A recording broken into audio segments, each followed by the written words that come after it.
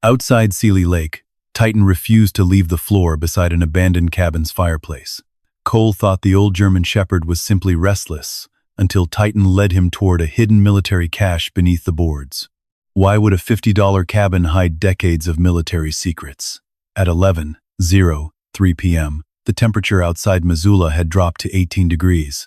The Chevy Silverado creaked every time the wind pushed against it.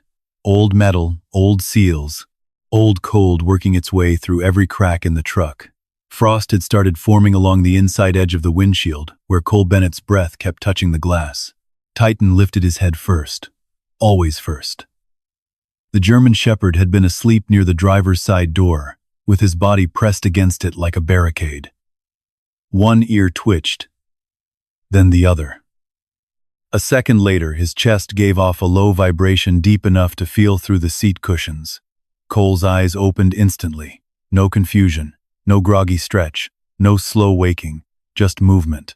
His hand shot toward the flashlight beside the steering wheel so fast the metal clipped against the dashboard. For half a second, his breathing shortened, shallow and controlled, while his eyes searched the darkness outside the truck windows. A car backfired somewhere down Front Street. One loud crack. That was all it took. Cole stared through the windshield, pulse hammering behind his ribs while the old reflexes flooded back into his muscles before his mind caught up. Sand, heat, radio chatter, smoke rolling across a convoy route outside Helmand Province, somebody screaming for a medic over broken comms. Then the parking lot came back. Missoula, Montana. November, not Afghanistan, not anymore. Titan stood slowly and pushed his nose against Cole's forearm once, grounding him. The dog's amber eyes stayed fixed on his face until Cole finally let out a breath through his nose. "I'm good," he muttered. Titan kept staring. Cole rubbed one hand over his jaw. 2 days of gray stubble scratched against his palm. The digital clock on the dash glowed weak green numbers across the cab. 10:48 now. A Walmart receipt slid off the passenger seat and onto the floorboard when he shifted. $4.17. Beef jerky and a bottle of water from the station near Reserve Street earlier that afternoon. That had been dinner. Outside the truck, the Clark Fork River Trailhead parking lot sat nearly empty except for a Subaru with snow chains and an old RV parked crooked near the far curb. The river itself moved somewhere beyond the darkness, unseen but constant. Cole reached for the small orange prescription bottle sitting in the cup holder. 3 capsules left, sertraline, VA issued. He turned the bottle upside down once, listening to the pills tap lightly against plastic. Then he screwed the cap tighter and put it back without taking one. Not tonight. Titan shifted again, favoring his rear leg when he turned around. The old scar along the dog's hip showed pale beneath his fur, where the hair never fully grew back after the blast outside Kandahar in 2011. Cole noticed it every time the weather turned cold. "You hurting?" he asked quietly. Titan stared at him like the question was stupid. Then the dog sneezed once and lowered himself back down against the door. Cole almost smiled. Almost. A pair of college kids crossed the parking lot laughing too loud, carrying coffee cups from the late-night place near Higgins Avenue. One of them glanced toward the Silverado and quickly looked away again. That part barely registered anymore. People looked at old trucks differently when blankets covered the back seat. Cole leaned back, carefully adjusting the faded army duffel bag behind his neck to keep pressure off the stiff muscles in his shoulder. A cracked photograph slipped halfway out of the visor above him when he moved. He shoved it back without looking. The heater had stopped working 3 winters ago. Now the truck smelled faintly of wet wool, old coffee, dog fur, and cold metal. Survival had its own scent after enough months. At 11:26 p.m., headlights rolled slowly through the parking lot. Security. Cole saw the vehicle before it rounded the corner. Instinct. Motion. Reflection off glass. Titan was already standing again. The white SUV paused 20 yards away. Parks and Recreation printed across the side panel. The driver lowered his window halfway. "You can't stay overnight here," the man called out. Cole nodded once. "I know." The worker looked tired more than angry. Mid. 50s maybe. Graybeard. Thermos, sitting in the cup holder beside him. "You stayed here Tuesday too." Cole said nothing. The man sighed. "Look, I'm not trying to be a jerk. Somebody complains. I got to log it. Titan watched the SUV without blinking. The worker noticed the dog then. That military K9? Cole gave a small nod. The man's expression shifted slightly. Not pity. Something quieter. My brother was in the Marines, he said. Fallujah. Cole looked away toward the river. A long silence passed between them. Finally, the worker rubbed the back of his neck and said, "You got till morning." Then he drove off. Titan sat again, only after the taillights disappeared around the bend. Cole reached down and scratched behind the dog's ear once. Titan leaned into the touch for exactly 1 second before resuming watch toward the windshield, professional to the end. By 1:14 a.m., snow had started falling. Not heavy yet, just thin flakes drifting sideways under the streetlights near the trailhead entrance. Cole couldn't sleep anymore. The nightmares always got worse once the temperature dropped. So he listened to the river water, tires on distant pavement, and Titan breathing. Somewhere far off, a train horn rolled through the valley. His fingers moved unconsciously against his thigh, tapping patterns that used to mean sector checks and timing counts during night operations overseas. He stopped when he noticed. The old habits never really left. They just got quieter. A sharp knock against the window made him flinch hard enough to hit his elbow on the steering wheel. Titan exploded upward with a bark that shook the cab. A Missoula police officer stood outside the truck holding a flashlight. Cole's breathing locked instantly. The officer stepped back a little when he saw the dog. "Easy, easy." Cole rolled the window down halfway. "You all right in there?" the officer asked. "Fine." The officer shined his light briefly around the cab. "Blanket, cooler, dog food bag, flashlight.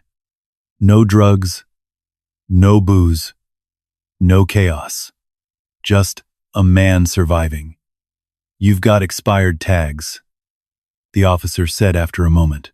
Cole looked toward the sticker on the windshield. October. 3 weeks overdue. "Yeah." The officer glanced at Titan again. "Dog looks cold. He's warmer than me." That earned the smallest smile. The officer pulled out a small notepad anyway. "Procedure. Always procedure." Cole waited for another ticket. Another fine he couldn't pay. Another reminder that falling behind in America became expensive very quickly. Instead, the officer handed him a folded paper. Not a citation. A card. The Poverello Center.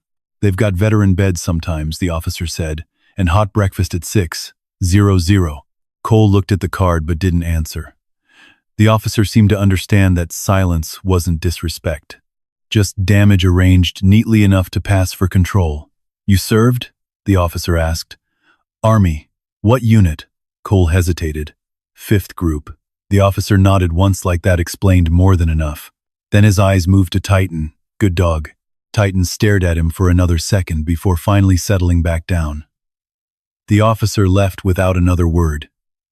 Cole sat there a long time afterward with the card in his hand. At 2:41 a.m., he finally drifted off. The dream came fast. Dust clouds. Burning rubber. A convoy pinned near an irrigation ditch outside Sangan. Radio static screaming over itself.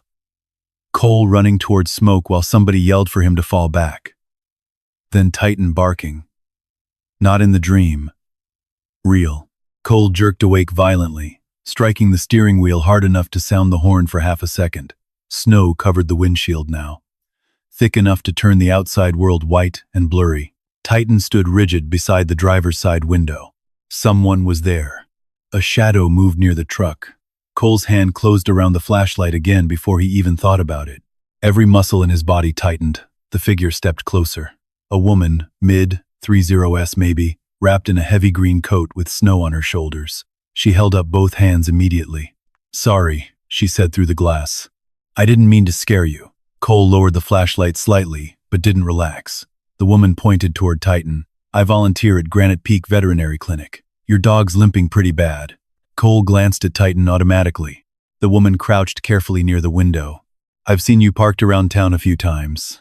There it was. Seen. He hated that word sometimes. "I've got some anti-inflammatory meds in my car," she said, "for dogs, left over from my shepherd." Cole stayed quiet.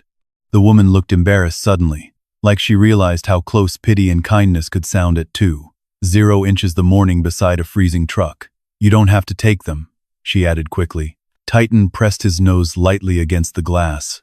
Cole noticed that too. Finally, he cracked the window another inch. Cold air rushed inside immediately. The woman handed over a small white bottle, carprofen, still sealed. Cole looked at it for several seconds before speaking. "How much?" She blinked. "Nothing. How much?" The woman studied him a moment longer than understood. $5, she said softly. Cole pulled a wrinkled 10 from his wallet. "That's too much. Keep it." She hesitated, then accepted the bill. No charity, just a transaction. People kept their dignity in strange ways. Before leaving, she nodded toward Titan. "He's beautiful." Cole looked at the dog stretched across the seat beside him. "Yeah," he said quietly, "he is." The woman disappeared into the snow. Titan rested his head across Cole's lap a minute later, heavy, trusting. Cole scratched slowly behind the dog's neck, while snow tapped softly against the roof of the Silverado. At 6:12 a.m., his phone rang. Unknown number. Cole almost ignored it. Titan lifted his head before the second ring finished. Cole answered with a rough, tired voice. "Yeah?" A woman spoke calmly on the other end. "Mr. Bennett? My name is Naomi Pierce. I'm calling regarding an inheritance transferred into your name yesterday afternoon." Cole frowned. "I think you've got the wrong person." "I don't believe I do." Snow drifted sideways past the windshield while dawn slowly crept over Missoula. Naomi continued. "A relative of yours has passed away near Seeley Lake 3 weeks ago. A Mr. Walter Bennett." Cole stared at nothing for a second.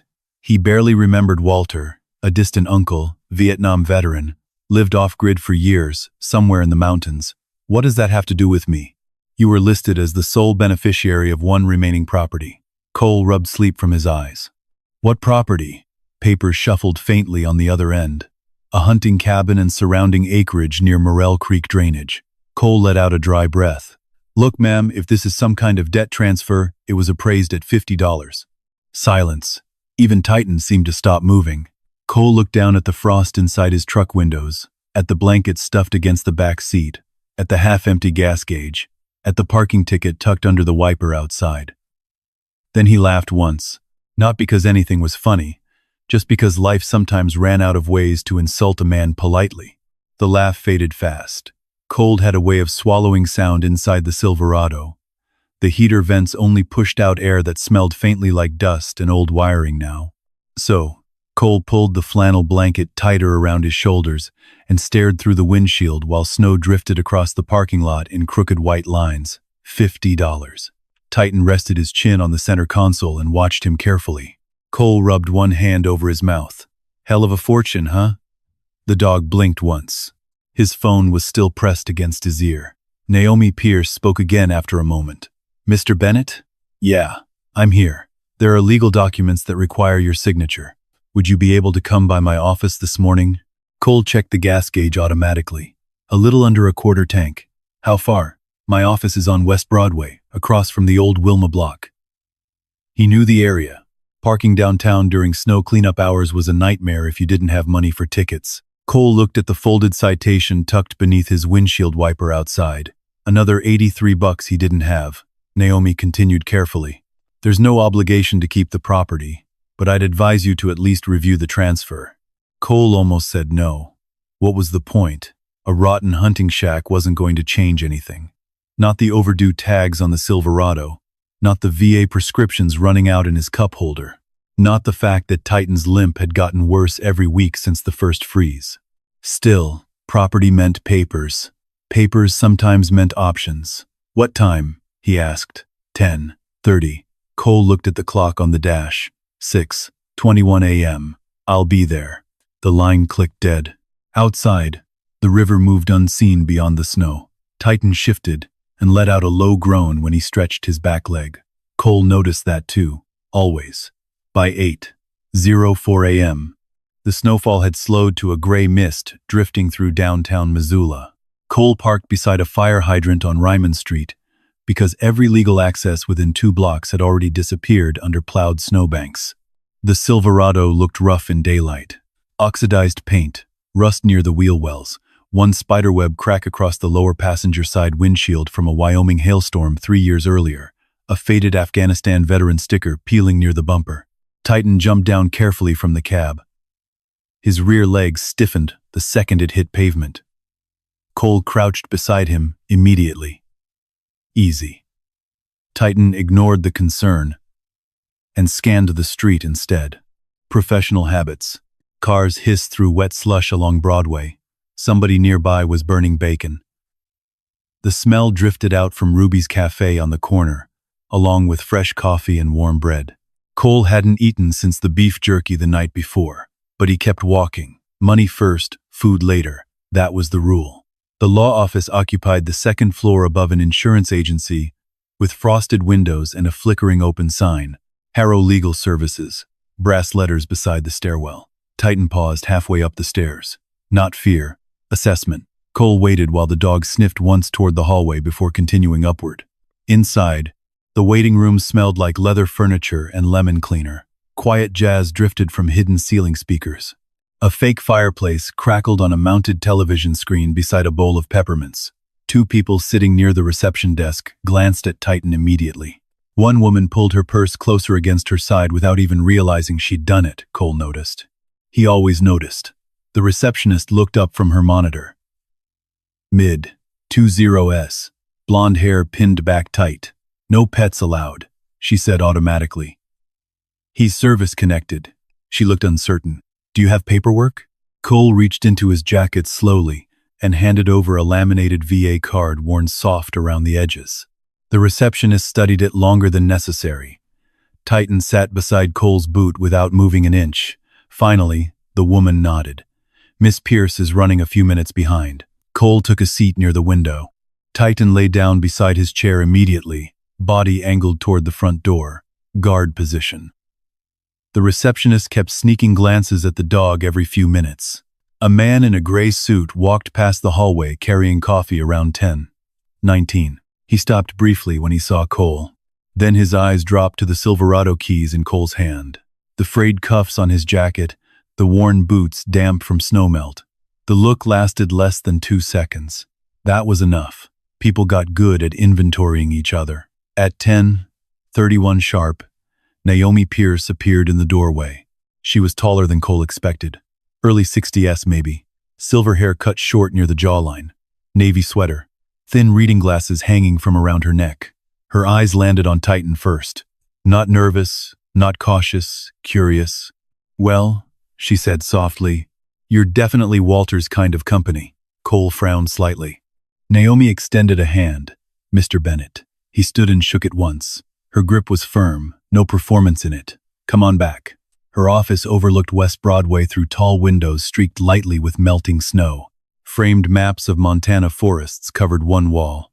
Another held photographs of fishing cabins and old logging camps around Flathead County. Cole noticed exits automatically the second he entered. Door behind him, narrow hallway to the left, windows large enough to break if necessary. Then he caught himself doing it. Again. Naomi sat behind a heavy oak desk, stacked with folders and legal pads. Titan settled beside the radiator near the wall, after one quiet command from Cole. You were Army? Naomi asked, while opening a file. Cole nodded once. What gave it away? You checked every entrance before sitting down. She said it casually, not accusing, just observant. Cole didn't answer. Naomi slid several papers across the desk, probate forms, property transfer documents, county assessment, stamped with Missoula County records seals. At the top of one page sat the appraisal amount, $50. Even typed in clean black ink, it looked ridiculous. Naomi folded her hands. Walter Bennett passed away 3 weeks ago at St. Patrick Hospital. Cole looked up slightly. He had pneumonia complicated by heart failure, she continued. No spouse, no children, no surviving siblings. I barely knew him. He knew you. That landed harder than expected. Cole leaned back slowly in the chair. Naomi opened another folder. Walter updated his will in March of last year, specifically, deliberately. Why? He didn't say. She removed a small brass key attached to a faded leather tag, Morel Creek Cabin. The letters were almost rubbed smooth. "It's about 42 miles northeast of Missoula," Naomi said, "near Seeley Lake, off Highway 83. Cole turned the key over in his hand. Cold metal, old scratches, history worn into the edges. Naomi studied him for a moment before speaking again. "You know, when Walter dictated the amendment, he spent nearly 20 minutes talking about military dogs." Cole glanced automatically toward Titan. The shepherd's ears twitched at the sound of his name. "He asked if I'd ever seen a dog stay beside a wounded man after an explosion," Naomi said quietly. "I told him no." Cole said nothing. Outside the office, someone laughed loudly down the hallway. A man's voice, then another. Naomi's eyes flicked briefly toward the door. Cole heard it too. $50, one voice muttered outside. "Hell, the gas to get there costs more than the property." More laughter. Short, sharp, not cruel enough to call out directly, just enough to land. Cole stared at the appraisal form without moving. Titan lifted his head immediately. The dog could always tell. Cole's fingers tightened once around the brass key, then loosened. Naomi removed a sealed envelope from the file drawer beside her desk. "This was left separately," she said. The envelope looked old, yellowed around the corners. Cole's name written across the front in uneven block letters. She slid it toward him. "He asked that you open it after reviewing the transfer." Cole broke the seal carefully. Inside sat one folded sheet of paper. That was all. The handwriting looked rough and deliberate, like someone unused to writing, slowly forcing each letter into place. "Leave this place only if your dog refuses to stay." Cole read it twice, then a third time. The office went quiet around him. Even the hallway laughter had faded. Naomi leaned back slightly. Walter wasn't a sentimental man, but he was very specific. Cole folded the note once more and slipped it into his jacket pocket without speaking. Titan stood suddenly and walked to his side, not anxious, just present. Naomi glanced toward the dog again. "How long have you had him?" 12 years, Afghanistan." Cole nodded. Naomi looked down briefly at the paperwork, before speaking softer this time. "Walter served 2 tours in Vietnam with 5th Group." Cole's eyes lifted. Same unit lineage, not identical but close enough. "After he came home," Naomi continued, "he spent most of his life up near that cabin. People around Seeley Lake mostly left him alone. Why leave it to me?" I asked him the same question. "And?" Naomi hesitated just slightly. He said, "Men who still come sleep light after war usually recognize each other." Silence settled over the office again. Cole looked toward the snowy street outside the window. A city bus hissed past through slush near the curb. Somebody in a red coat hurried along Broadway carrying grocery bags against their chest. Normal life. It always looked far away now. Naomi pushed the final transfer form toward him. "You can decline the inheritance if you want." Cole stared at the paper, then at the key, then at Titan. The shepherd stood pressed against his leg, steady and quiet. Finally, Cole picked up the pen. The cheap plastic clicked loudly in the room. "B'yedanashche, Oshim M. Everything belonged to him, or close enough." Naomi walked him to the front office afterward, while snowmelt dripped steadily from the gutters outside. At the receptionist desk, the same man in the gray suit passed again, carrying another coffee. His eyes dropped toward the folder under Cole's arm. "You actually taking that place?" he asked casually. Cole shrugged. The man smirked. "Good luck getting heat working up there. Last guy I knew near Morel Creek lost power for 9 days during the January storms." Cole kept walking. The man called after him anyway. Honestly, $50 might have been generous. Cole paused near the stairwell, only for a second. Then he looked back calmly and said, "Depends what survives winter." The man's smile faded slightly. Cole continued downstairs without another word. Outside, the cold hit hard again. Titan jumped into the Silverado first, while Cole tucked the folder carefully beneath the seat beside the road atlas and emergency flares. A folded yellow paper slid loose near the steering column when he climbed inside.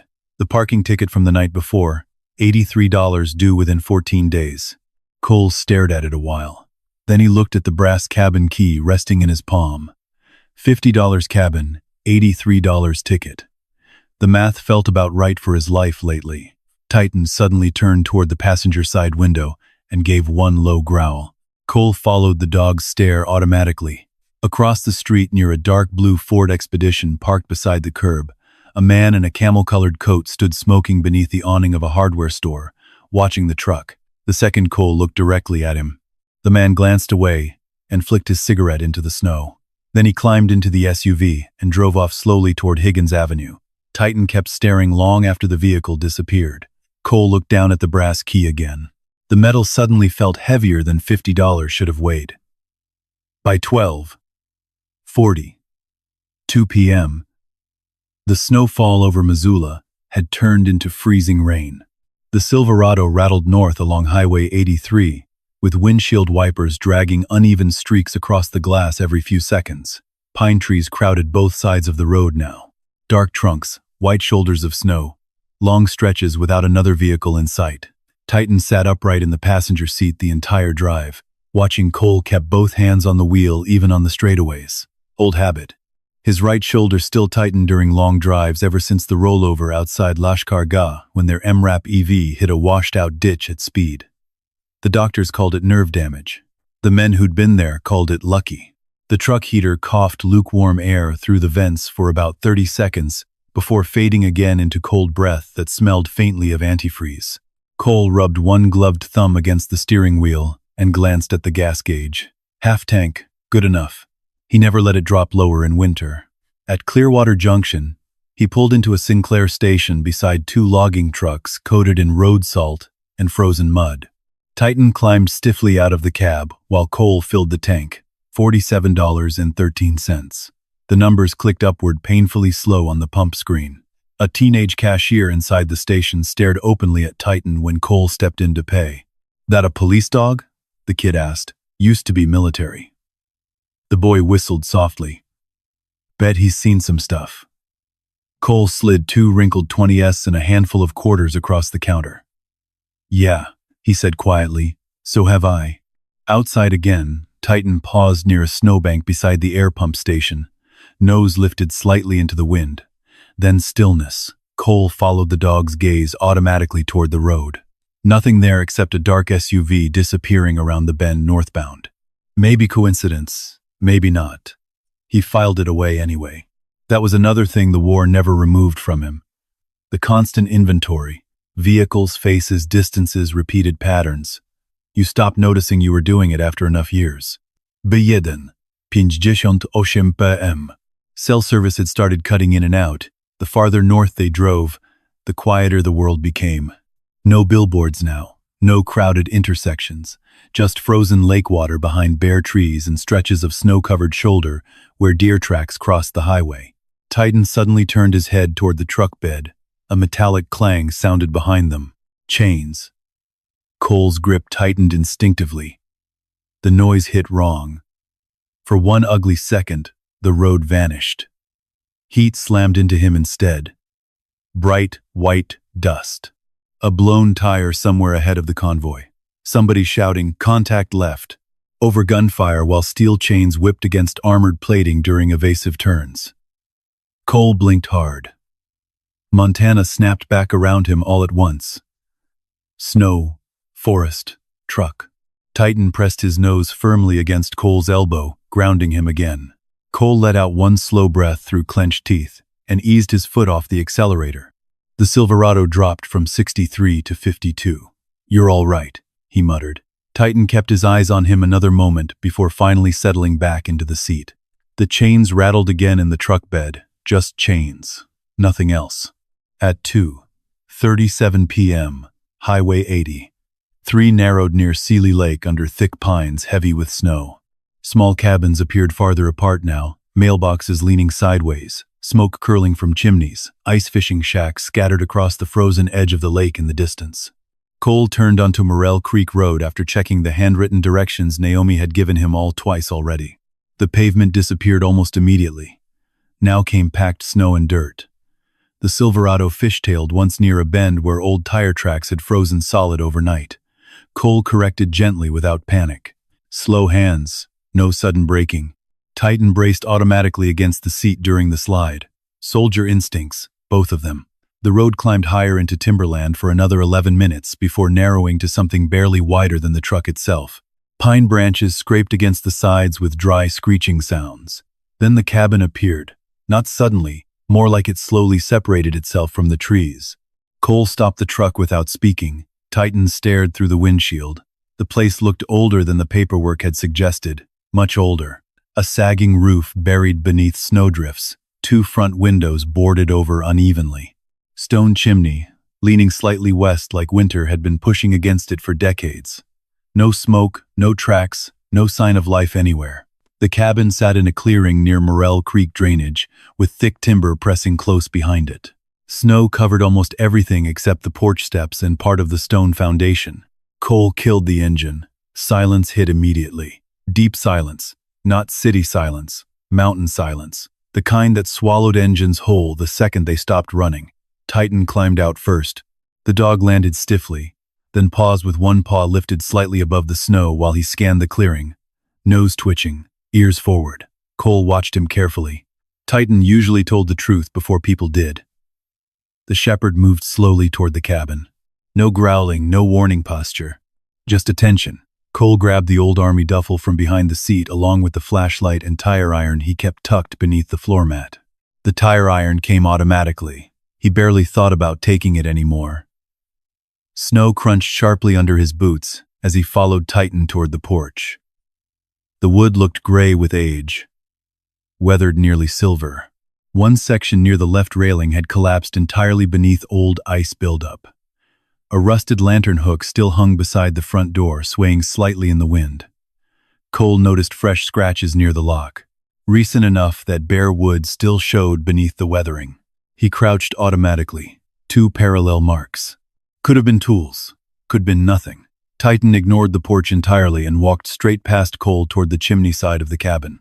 Then he stopped near the stone fireplace wall and looked back once, waiting. Cole approached slowly. The dog lowered himself onto the snow there beside the wall. Then, something strange happened. Titan relaxed completely. No tension in the shoulders. No constant scanning. No twitching ears tracking imaginary movement in the trees. He simply lay down against the frozen ground and rested his head across his front paws. Cole stared at him. "Tired?" he asked quietly. Titan closed his eyes. That alone felt wrong somehow. The dog hadn't slept deeply in months. Not since the shelters in Spokane, where men kept screaming during the night. Not since the alley behind a gas station in Butte, where somebody tried to steal the truck battery at 3:00 a.m. Titan always stayed alert now, always halfway awake. Except here. Wind moved softly through the pines overhead. Cole looked back toward the cabin again. $50 inheritance. Looked about right. Maybe less. He climbed the porch carefully, testing each board with his weight before committing fully. The front door resisted when he tried the brass key at first. Frozen lock. Cole jiggled it once, twice. Then the mechanism gave with a heavy metallic click deep inside the frame. The door opened inward 3 inches before stopping against something. Cole froze immediately. Not fear. Assessment. His flashlight came up automatically while his eyes adjusted to the dark gap inside. Smell hit first. Dust, cold ash, wet wood, mouse droppings, and years of abandonment. Titan rose behind him now, but stayed silent. Cole pushed harder. A broken chair scraped across the floor inside and tipped sideways with a loud crack that had been blocking the door. Nothing else. Still, his pulse took another 10 seconds to slow down. The flashlight beam swept across the room. Stone fireplace, wood stove, 2 shelves collapsed near the back wall, a table covered in dust thick enough to leave finger trenches through it. Old blankets stacked in one corner beneath a tarp. Cole stepped inside slowly. The floor groaned beneath him. Cold lived in here differently than outside. Heavier somehow. The kind that settled into walls after years without heat. Titan entered beside him and immediately crossed toward the fireplace. Then the shepherd circled twice and lay down directly in front of it. Cole stopped moving. Titan never chose positions randomly, not after deployment work. The dog still treated every room like an operational space. Clear lines of sight, controlled exits, protection angles. But now he just rested there quietly near the cold stone hearth. Like he recognized something. Cole lowered the flashlight slightly. A framed photograph sat crooked atop the mantel, buried under gray dust. He wiped it clean with his sleeve. 3 men in camouflage, standing beside a younger German shepherd. Vietnam era. One of the men wore a green beret, Walter. Cole recognized him faintly from an old funeral years ago. The dog in the picture looked almost exactly like Titan. Something tightened quietly behind Cole's ribs. Outside, wind rattled tree branches against the roof in slow scratching sounds. The place breathed. That was the strange part. Even abandoned, the cabin didn't feel dead. Cole walked toward the back room carefully, sweeping the flashlight along walls and corners the same way he used to clear compounds overseas. One room, then another. Small kitchen, rusted sink, empty cupboards, iron cot frame tipped against a wall. No bodies, no squatters, no immediate danger. Still, he checked every corner twice. The final room held shelves lined with old mason jars, and canned foods so expired the labels had faded nearly blank. A rusted Coleman lantern sat near the doorway beside a stack of firewood chopped years earlier. Cole touched one of the logs, dry. That surprised him. Whoever stored it knew what they were doing. A loud crack sounded somewhere beneath the cabin. Cole spun instantly, flashlight up. Titan surged to his feet in the other room. Silence followed. Just settling wood, maybe. Temperature shift. Old cabins did that, but Titan stayed staring toward the floor near the fireplace. Not barking, listening, Cole moved slowly back into the main room. The shepherd stood rigid now, with ears high and muscles tight beneath his coat. One paw lifted slightly above the floorboards. Then came the sound again, a dull metallic thump from somewhere underneath them. Not pipes, not branches, something lower, something hollow. Titan let out one deep growl. Cole stared at the floor near the fireplace stones while snow drifted silently outside the boarded windows. Then the lights of a vehicle flashed briefly through the trees beyond the cabin. Gone just as fast, but definitely there. Cole didn't move for 3 full seconds. The flashlight stayed fixed toward the window while snow drifted sideways beyond the glass. Nothing now except dark trees and the faint reflection of his own beam bouncing off the storm outside. Titan growled again, low, steady, not fear, warning. Cole crossed the room slowly and killed the flashlight beam against the window to reduce reflection. The cabin fell darker immediately. Only gray winter light leaked through cracks in the boarded windows now. He waited, listened. No engine, no footsteps, nothing except wind moving through pine branches outside.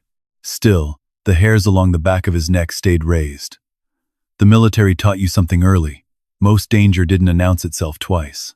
Cole crouched beside the front wall and peered through a narrow split between 2 warped boards covering the window. Snow swirled across the clearing in loose white ribbons. His Silverado sat 30 yards away beneath the trees with ice building along the hood. No vehicle, no movement. But the tracks near the road had been fresh. He knew what fresh tire compression looked like in snow. Deep edges, sharp grooves, not softened yet by wind or melt. Somebody had come up here recently. Titan shifted behind him. Cole turned. The dog stood frozen near the fireplace, with his eyes locked downward toward the floorboards again. One paw scratched lightly against the wood. Tap, tap, then silence. Another metallic thump sounded beneath the cabin. Closer this time. Cole's body tightened automatically. The sound carried a hollow echo that old houses usually didn't make. Too clean, too contained. Like metal striking wood inside an enclosed space. Titan barked once, sharp. Cole moved toward the fireplace immediately. Easy. The shepherd obeyed, but stayed rigid. The floor near the hearth looked slightly different than the rest of the cabin. Same wood, same age, but smoother somehow, less warped. Cole crouched carefully and ran his fingers across the boards. Dust everywhere except one section. A faded rectangle near the stone edge showed cleaner wood beneath, like something heavy used to sit there for years or move there often. Cole tapped the flashlight handle lightly against the floor, solid. Then another section, hollow. His eyes narrowed. Titan scratched once harder against the rug bunched near the hearthstones. the edge folded back enough to expose rust-colored metal beneath. Cole pulled the rug aside completely. A vent cover, old steel, bolted into the floorboards, the kind used in maintenance shafts or cellar airflow systems decades ago. Well, Cole muttered softly, that's not suspicious at all. Titan stared at him. Cole set the flashlight on the floor facing upward while he tested the vent with both hands. Rust flaked beneath his fingers. One corner lifted slightly before sticking again. Frozen maybe, or jammed shut from age. He stood and scanned the room automatically for tools. His eyes landed on an iron poker leaning beside the fireplace stones. Good enough. The poker slid beneath the vent edge with a sharp scrape of metal against wood. Cole applied steady pressure. Nothing. More pressure. The vent suddenly popped loose, with a loud crack that echoed through the cabin, hard enough to make Titan jerk backward. Cold air rushed upward immediately from below, carrying the smell of damp earth, rust, and old oil. Cole froze again. That smell, burned dust, mixed with machine oil. It tugged at memory too fast. Motor pools overseas, Humvees lined beneath floodlights at 3:00 a.m. men checking weapons before convoy departure. Diesel smoke hanging thick over gravel compounds while generators rattled in the background. His jaw tightened. Not now. Titan pressed against his leg briefly, grounding him again before lowering his head toward the opening. Cole lifted the vent fully aside. Darkness waited underneath. A narrow shaft, maybe 3 feet deep, ran beneath the cabin foundation. Dirt walls reinforced with old timber supports. Cobwebs stretched across one side. Something metallic reflected the flashlight beam near the back. Cole angled the light lower. Footlocker, army green, old. Titan whined softly. Cole stared at the box without speaking for several seconds. The paint had chipped away along the edges, exposing dull metal beneath. One side carried faded white stencil lettering, almost worn invisible now. U.S. Army, the rest had peeled away years earlier. Cole exhaled slow through his nose. You seeing this? Titan's ears twitched. Cole lowered himself carefully onto one knee and reached into the shaft. Cold dirt scraped his sleeve as his fingers hooked the locker handle. Heavy, really heavy. The metal groaned loudly against packed earth while he dragged it closer inch by inch. Dust and cobwebs rained down into the beam of the flashlight. Finally, the box cleared the opening enough for him to lift it onto the cabin floor. Titan immediately stepped closer and sniffed along the edges. No alarm, just attention. Cole wiped grime away from the lid with his sleeve. A name slowly appeared beneath the dust. W. Bennett. His uncle. The latch resisted at first before finally snapping loose with a brittle metallic click. Cole opened the lid carefully. Inside sat layers of old military gear packed tighter than expected. Dog tags, folded maps, a radio handset wrapped in cloth, photographs bundled with twine, and beneath everything else rested a dark leather collar with faded military stitching along one edge. Titan went still the second he saw it. Cole picked up the collar slowly. K9 unit. 5th SFG. The leather felt cracked, but preserved. A brass plate attached near the buckle carried a single engraved name, Ranger. Cole looked toward Titan automatically. The resemblance between the old dog in the mantle photograph and Titan suddenly felt less accidental. Outside wind struck the cabin hard enough to rattle the roof. Cole set the collar carefully beside the flashlight and lifted the stack of photographs next. Black and white, mostly. Vietnam era. Men in fatigue standing beside military dogs, jungle clearings, helicopter landing zones, sandbag bunkers. One photograph showed Walter much younger with mud covering half his face while a shepherd sat beside him wearing a harness rig. On the back someone had written, Quang Tri 1971. Titan watched every movement closely. Cole stopped at one photograph in particular. A younger Walter kneeling beside the same dog from the collar, both staring toward the camera with identical expressions. Tired, alert, unfinished. Cole sat very still after that. The cabin around him faded. Cole rubbed the dog's neck absent-mindedly, without taking his eyes off the locker contents. Underneath the photographs sat folded topographic maps, held together with rubber bands hardened by age. Cole pulled one free and spread it across the dusty floorboards beside the fireplace. Morel Creek region, survey lines, property boundaries, old access roads, several locations circled heavily in red ink. Not random circles, either. Purposeful. One mark near the eastern ridge carried a handwritten note beside it. Keep sealed. Another farther north near Blackfoot Corridor simply read, Not them. Cole frowned.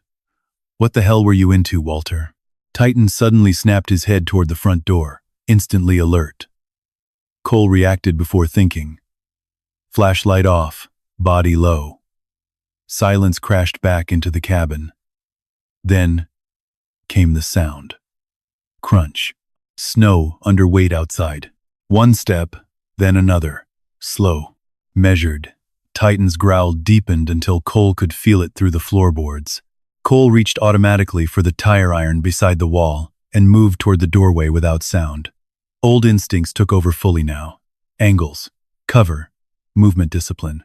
He positioned himself beside the doorframe instead of directly in front of it. The footsteps stopped outside the porch.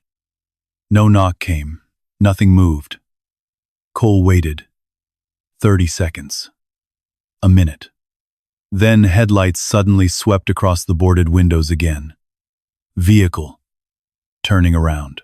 Engine noise drifted faintly through the trees before fading down the mountain road. Gone. Titan kept staring toward the door long after the sound disappeared. Cole finally lowered the tire iron slightly and looked back toward the open footlocker near the fireplace.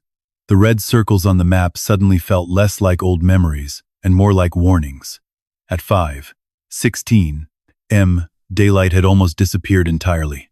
The cabin grew colder by the minute. Cole shut the vent shaft temporarily and stacked broken wood into the fireplace while Titan maintained silent watch near the window. He found dry newspaper inside an old cabinet drawer, dated January 1998. Missoulian headlines about elk season and timber disputes. The paper still burned. Barely. Smoke rolled thick at first before the chimney finally pulled correctly with a loud rush overhead. Warmth crept slowly into the room after that. Weak. Uneven. But real. Cole sat on the floor near the fire cleaning dust from the old radio handset, with a rag torn from one of the blankets. Military issue PRC field unit. Ancient now. Still, Walter had preserved it carefully. Titan lay beside the fireplace again, eventually, though one ear stayed angled toward the front door at all times. Cole unfolded another map near the firelight. The red markings formed a rough pattern around the property. Access routes, elevation notes, handwritten dates, some nearly impossible to read now. One note stood out clearer than the rest. They'll come fast if they hear about the land. Cole stared at the sentence, then toward the dark windows. The memory of the SUV near Broadway returned immediately. The man in the camel coat watching. A loud pop from the fire snapped him halfway upright before he caught himself. His pulse hammered once hard against old reflexes. Titan lifted his head instantly. I know, Cole muttered. The dog settled again after a moment.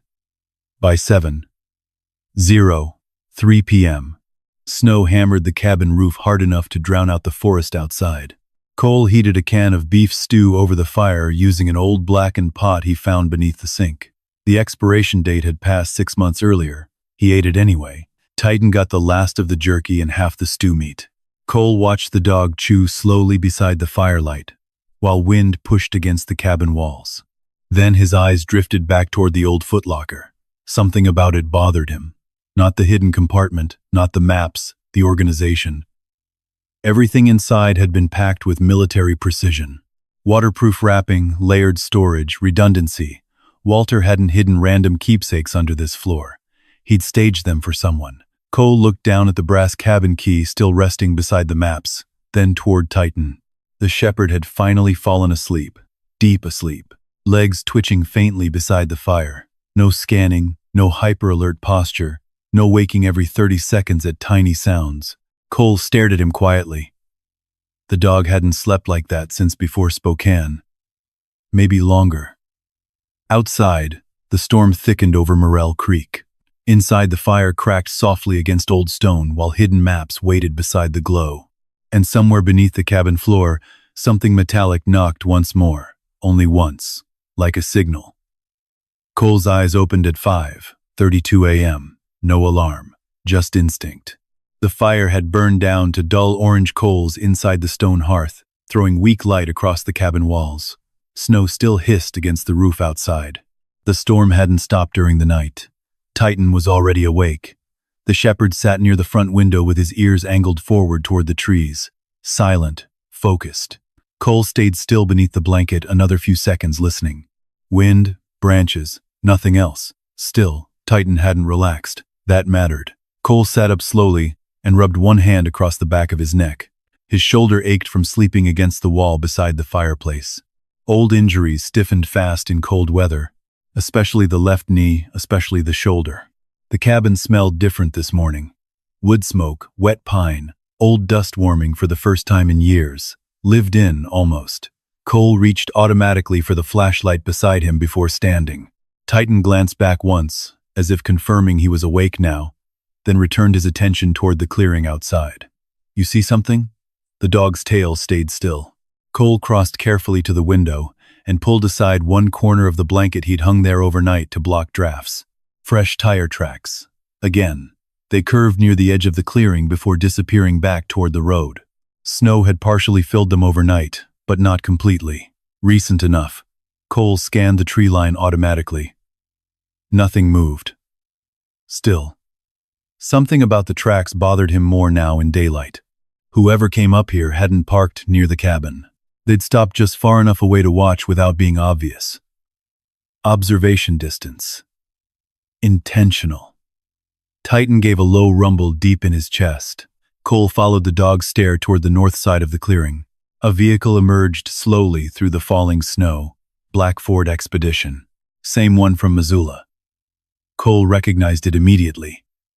"Well," he muttered softly. "There you are."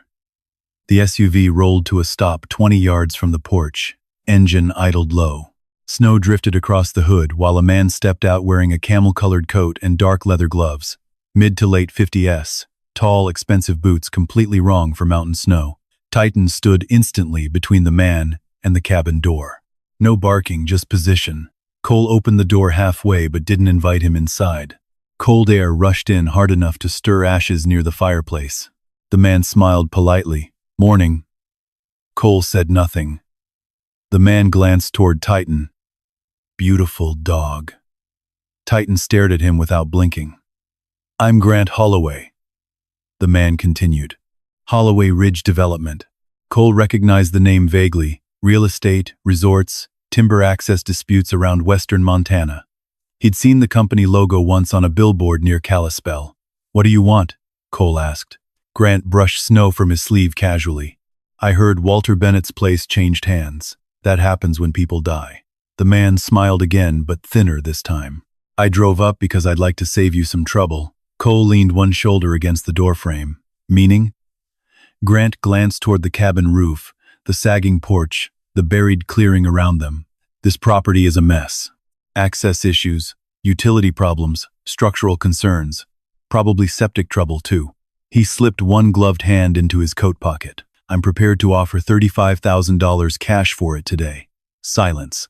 Wind moved softly through the trees behind him. $35,000 for a $50 cabin. Cole didn't react outwardly, but something cold settled deeper into place inside his head. Titan stepped one pace farther forward. Grant noticed. The man's smile faded slightly as the shepherd planted himself directly between them.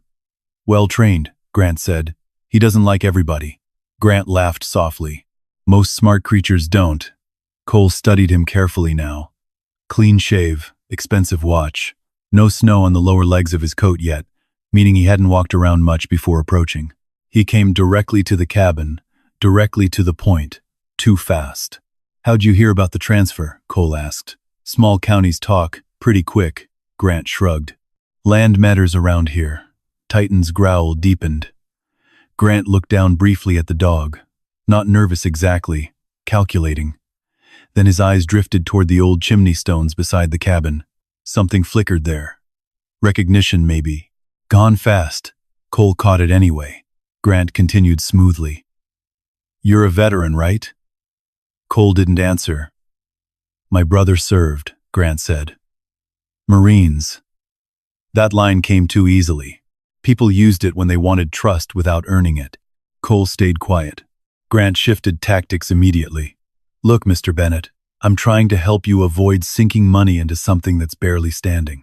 Winter alone could cost you thousands. Titan suddenly barked once, sharp enough to cut the conversation in half. Grant stopped speaking. The shepherd's eyes remained locked toward the tree line behind the SUV now, instead of the man himself. Cole noticed the shift immediately. He turned slightly. Movement. Just a shadow near the woods. Gone again. Maybe another person, maybe not. But somebody else was up here. Grant followed his gaze for half a second before smiling again. You know how rumors work around Montana? Folks hear an outsider inherited land. Suddenly everyone gets curious. Outsider? You've been in Missoula, what, less than a year? Cole didn't correct him. Grant leaned closer slightly. Walter Bennett kept to himself, but some of these old access roads around Morel Creek, he paused, they can become valuable later. There it was. Cole's eyes narrowed almost invisibly. Access roads, plural. Grant knew more than county gossip should have told him. Titan moved another step forward. The dog's shoulders stiffened now, head low, tail straight. Grant finally noticed the change for real. Easy there, he murmured. Titan did not move. Cole watched the man carefully. What access roads? Grant waved a dismissive hand too quickly. Old timber routes, nothing exciting. You drove 42 miles in a snowstorm for nothing exciting. A pause. Small, important.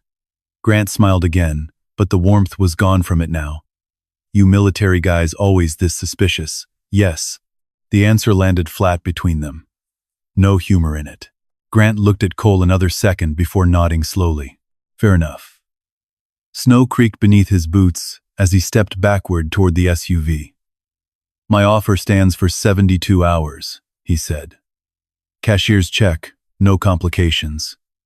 Cole didn't answer. Grant opened the driver's side door, then paused. One more thing, he added casually. People around here can get territorial about land disputes, especially old ones. Be careful who starts showing up. Then he climbed inside the expedition. Titan stayed rigid until the SUV disappeared back through the trees. Only then did the shepherd relax slightly. Cole watched the empty road another moment before shutting the cabin door. The room felt different now, smaller somehow. He crossed to the fireplace and unfolded one of Walter's marked maps again across the floorboards. Red circles, access roads, boundary lines. Grant hadn't guessed. He knew something. Titan sniffed near the lower edge of the map before pawing lightly at one marked ridge north of the creek. Cole stared at the handwritten notation beside it. Old service trail, another line beneath. Not for sale. He rubbed one hand slowly across his jaw, then looked toward the vent shaft again, the footlocker, the hidden maps, the warning note. Walter had expected somebody to come. At 8:17 a.m., the snowfall eased enough for weak sunlight to filter through the trees. Cole walked the perimeter around the cabin while Titan limped beside him through knee-deep snow. Military habits again. Check surroundings. Look for entry points. Observe terrain. The north side of the property sloped sharply downward toward Morel Creek. Ice cracked faintly beneath flowing water somewhere below the ridge. Old fence posts half buried in snow stretched through the timber farther east. Cole found boot prints near the tree line. Fresh, 2 sets. Not his. Titan sniffed them once, then looked back toward the road with another low growl. Cole crouched carefully beside the tracks. Heavy tread pattern, expensive winter boots. One print deeper than the other, like the person carried extra weight on one side, not random hikers. Watching positions, he stood slowly. All right, he muttered.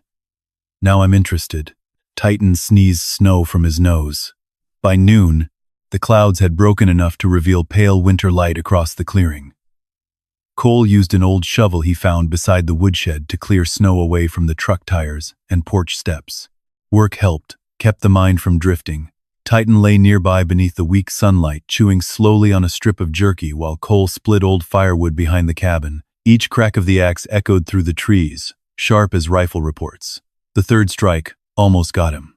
The sound bounced wrong off the timberline and suddenly his hands locked tighter around the axe handle while his chest tightened hard. Incoming mortar rounds. Afghanistan. Men hitting dirt. Smoke. Cole froze mid-breath. Titan was beside him immediately. The shepherd pressed hard against his leg until the moment passed. Cole swallowed once and looked down at the dog. "You always know first." Titan stared back calmly. A branch snapped somewhere uphill. Both of them turned instantly. May Whitaker stood near the fence line carrying a grocery sack and wearing a thick green parka with snow caked around the cuffs. She raised one gloved hand slowly. "Well," the old woman said, "either Walter finally came back from the dead, or you are the new owner." Cole lowered the axe carefully. Titan watched her closely but didn't growl. "Interesting." May noticed the dog immediately. "Military shepherd?" Cole nodded once. The old woman smiled faintly. "Figures." She stepped closer through the snow with the careful balance of someone used to mountain winters. Mid-70s, maybe. White hair tucked beneath the knitted cap, weathered face, sharp eyes. "I'm May Whitaker," she said. "Cabin's about a mile east of mine." Cole introduced himself. May looked toward the chimney smoke curling above the roofline and gave one surprised nod. "Haven't seen fire coming out of that place since October." "You knew Walter?" "Knew enough." She handed him the grocery sack. "Figured you might need coffee." Inside sat a can of Folgers, 2 cans of soup, a loaf of wheat bread, and a small bottle of dog joint supplements. Cole stared at the bottle a second longer than the rest. May noticed. "German shepherds get stiff hips in weather like this," she said casually. "My husband raised canines after Vietnam." Titan walked forward slowly now and sniffed her glove. May scratched gently beneath his chin. "He's got good eyes," she murmured, still watching for things. Cole said nothing. May looked toward the cabin again, then toward the tree line where the SUV tracks remained half covered in snow. Her expression changed slightly. "Somebody already came sniffing around, didn't they?" Cole met her eyes. May sighed through her nose. "Thought so. Grant Holloway?" The old woman snorted softly. "That man would buy Jesus if the zoning rights came attached." Cole almost smiled at that. Almost. May stepped closer and lowered her voice. "Walter spent 30 years telling people this place wasn't worth anything." She glanced toward the maps visible through the open cabin doorway. The folks who didn't believe him never fully went away. Wind shifted through the pines around them. Titan suddenly looked uphill again, listening. May noticed the movement, too. Then she said quietly, "If Walter hid something up here, mister, Holloway won't stop coming." Cole stared toward the ridge above the property while snowmelt dripped slowly from the cabin roof. Somewhere beneath his boots, hidden under old floorboards and war memories, Walter Bennett had left behind something valuable enough to wake old predators. And now they all knew somebody else had finally found it. May Whitaker stayed exactly 14 more minutes. Cole noticed because soldiers noticed time when things felt uncertain. At 12:26 p.m., she finally pulled her gloves back on beside the porch and looked toward the dark timber north of the clearing again. "Storm's coming back tonight," she said. "Mountain says so." Cole leaned against the porch rail, holding the old map tube beneath one arm. "You always trust the mountain?" May gave him a dry little smile. "Longer than I've trusted people." Titan sat beside the steps, watching her truck parked near the tree line. An old red Tacoma with a dented tailgate and a faded Marine Corps sticker peeling off the bumper. The shepherd liked her. That mattered too. Before leaving, May glanced once more toward the stone chimney. Then she said quietly, "Walter used to say the fireplace remembered things." Cole frowned slightly. "What's that supposed to mean?" "Didn't ask." May opened her truck door. "Sometimes lonely men talk sideways." Then she drove off through the snow. Cole stood there a while after the sound of her engine disappeared. The clearing felt bigger now and somehow less empty. By 2:11 p.m. clouds had thickened again over Morrell Creek. Gray light pressed flat across the snow while wind pushed harder through the pines. Cole spent the next hour reinforcing loose boards around the porch, using bent nails he found in an old coffee can under the sink. Work settled his mind, mostly. Titan stayed nearby the entire time, sometimes resting near the woodpile, sometimes walking slow perimeter circles around the cabin before returning again. Checking, always checking.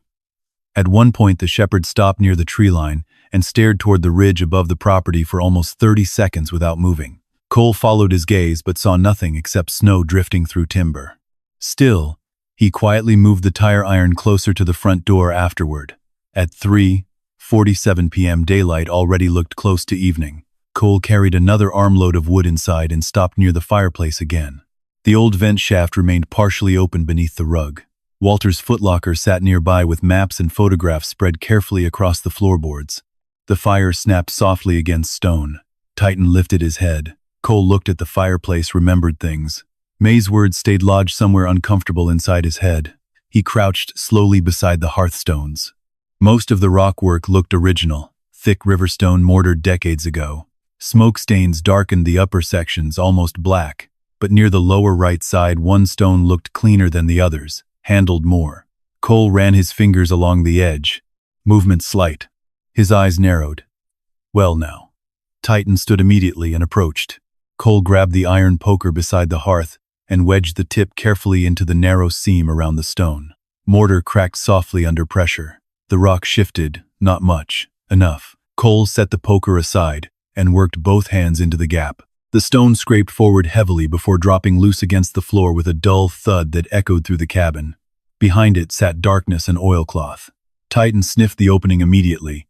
Cole reached inside slowly and pulled out a tightly wrapped bundle tied with faded green cord. Dry, despite decades hidden behind stone, his pulse slowed strangely. Not panic, recognition maybe. Men hid things like this in war zones: letters, cash, photos, tiny pieces of themselves nobody else got to touch. Cole untied the cord carefully. Inside sat dozens of envelopes, handwritten, dates ranging from 1974 through 2008. Some addressed only with first names, others with no names at all. Titan settled beside him while snow tapped softly against the windows. Cole opened the first letter. The paper crackled faintly. The 11th of October 1981, Walter. Didn't think I'd make it through January last year. Truth is, I probably wouldn't have if you hadn't handed me that cabin key outside the VFW hall in Helena. Nobody tells you war follows you home in pieces. Not loud pieces either. Quiet ones. Grocery stores, fireworks, sleeping with boots beside the bed like the jungle might come through the window. Cole stopped reading for a second. His jaw tightened once. Then he continued. The cabin stayed quiet enough for me to hear myself think again. That dog of yours helped too. Ranger slept by the door every night like he understood things people didn't. Thank you for giving an old Marine somewhere not to disappear. Cole lowered the paper slowly. Titan rested his head against Cole's knee. The fire cracked behind them. He opened another letter. And the 3rd of June 1994. Walter, I know you hate being called a hero, so I won't do it here. But there are 3 men alive from my unit who probably never would have made it through that winter without the place near Morell Creek. One of them finally stopped drinking long enough to see his daughter graduate. Another letter, the 22nd of February 2001. You were right about one thing. Men break quieter after war than civilians realize. Cole stopped there, read the line again, then again. Outside wind rattled the cabin roof, hard enough to send loose snow sliding off the eaves. Inside something settled heavily into silence. Titan's breathing slowed beside the fire. Cole leaned back against the wall and stared at the flames while the letters rested open across his lap. He knew those men, not their names maybe, but the shape of them. The kind who sat facing restaurant doors without realizing why. The kind who slept light enough to wake at ice makers in motel hallways. The kind who counted exits in grocery stores and parked facing roads because reversing under stress took too long. The kind people slowly stopped inviting places because tension followed them in quietly. Cole rubbed one hand hard across his face. The firelight flickered against the old photographs beside him. Walter Younger, Ranger beside him, both carrying the same tired eyes Cole saw every morning in his own reflection. At 4:32 p.m. Darkness arrived fully outside. Snowstorm again. This one worse. The cabin creaked steadily beneath rising wind, while Cole kept reading letter after letter by lantern light. Some were from veterans, some from widows. One from a sheriff deputy in Kalispell thanking Walter for helping a homeless former medic survive winter without freezing behind a gas station. None of the letters mentioned money, not once. Only shelter, quiet, safety. One envelope contained a folded receipt from St. Patrick Hospital dated the 14th of March 1997. Walter had apparently paid $214.83 for emergency treatment for a veteran listed only as D. Mercer. Another letter carried grease fingerprints and smelled faintly of cigarette smoke even now. Some men come home from war with medals. Some come home with silence. You gave us a place where silence didn't feel dangerous. Cole stared at that line a long time. Titan shifted in his sleep beside the fireplace and let out a faint woof through his nose, dreaming. Cole reached down automatically and rested one hand against the shepherd's shoulder until the twitching stopped. The storm deepened outside. By 6:08 p.m., snow covered half the lower windows entirely. Cole finally unfolded the last bundle hidden behind the stones. Different handwriting, Walters. The pages looked newer than the others, not recent, but newer. Cole adjusted the lantern closer and began reading. If you found these, then either I'm dead or too stubborn to answer the door anymore. Probably dead. That sounded like Walter already. Cole almost smiled. Almost. The next lines wiped it away again. The men who come here don't need pity. God knows they've already swallowed enough of that from people who think thank you for your service fixes anything. What they need is quiet, work, a locked door. Sometimes just another living thing nearby that still trusts them. Cole's eyes drifted toward Titan. The shepherd slept hard now beside the fire. Really slept. Walter's writing continued. Dogs help more than counselors sometimes. Dogs don't ask men to explain things they can't put into words. The lantern hissed softly beside him. Snow hammered the roof. Cole kept reading. There's a ridge north of the property. Old smokehouse beyond it. Most folks think it collapsed years ago. Let them keep thinking that. Some things survived because greedy people get bored faster than desperate ones. Below that sat another line written darker than the rest. If Holloway ever starts sniffing around again, don't trust a damn word out of his mouth. Cole stared. The room suddenly felt colder. Titan's head lifted slowly from the floor. The shepherd looked toward the front window, then toward the woods outside. Cole folded the page carefully. Holloway, he muttered. How long you been part of this? Wind moaned through the trees like distant voices.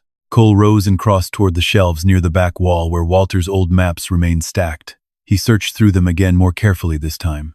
There, a folded topographic survey tucked beneath the others. One section near the northern ridge carried a small X beside handwritten words, Ridge Bunker Access. Another note beneath it, for emergency winter overflow only. Cole unfolded the rest. The map showed old logging roads leading deeper into Lolo National Forest land near Blackfoot Corridor. Hidden paths, secondary structures, storage markings. One route led toward the smokehouse Walter mentioned. Titan suddenly stood, fully alert again. Cole froze automatically. The shepherd's ears pointed toward the porch, not growling yet, listening. Then came the sound, vehicle engine. Closer this time, much closer. Headlights swept across the boarded windows hard and bright enough to light the whole cabin interior for one sharp second. Cole killed the lantern immediately. Darkness swallowed the room. Titan moved silently beside him toward the front door, while the engine idled outside in the storm. Not Grant's SUV this time. Different sound. Older truck. Cole reached for the tire iron beside the wall and waited. A truck door slammed outside, then another. More than one person. Snow crunched across the porch. Heavy steps. Titan's growl started low in his chest again, and somebody knocked 3 times against the cabin door. Slow, deliberate. Cole stayed motionless beside the darkened fireplace. The tire iron rested low against his leg, while Titan stood near the door with every muscle tightened beneath his coat. Snow hammered the roof hard enough now to make the cabin groan around them. 3 knocks, then silence again. Cole didn't answer immediately. Old instincts never rush the unknown. The voice outside finally came through the storm. Easy there. A man called. Truck slid near the ridge, just looking for a tow chain. Older voice, rough, local. Maybe real, maybe not. Cole glanced once toward the side window. Headlights glowed pale through the snow outside. Older pickup, rusted hood, no second vehicle visible. Still, people lied easiest when they sounded harmless. Titan's growl deepened. The man outside heard it. That dog sounds like he votes Republican. Cole almost smiled despite himself. Almost. He opened the door 3 inches while keeping the chain latched. Snow blasted inside immediately. An older man stood on the porch wearing orange hunting coveralls beneath a denim jacket. Gray beard thick with ice crystals, one glove missing. Behind him sat an old Dodge Ram, tilted awkwardly near the ditch line. "Sorry to bother you," the man said. "Road disappeared under me about a quarter-mile back." Cole studied him carefully. No obvious weapon, no tactical stance. Hands shaking from cold for real, not performance. Titan still didn't trust him. That mattered too. "You alone?" Cole asked. Unless the whiskey in my thermos started talking back. Cole waited another second, then unlatched the chain. The man stepped inside gratefully and stomped snow from his boots. Cold wind swirled through the cabin before the door shut again. "Name's Roy Talbot," he said. "Cabin down by Salmon Prairie." Cole nodded once, but didn't offer much else.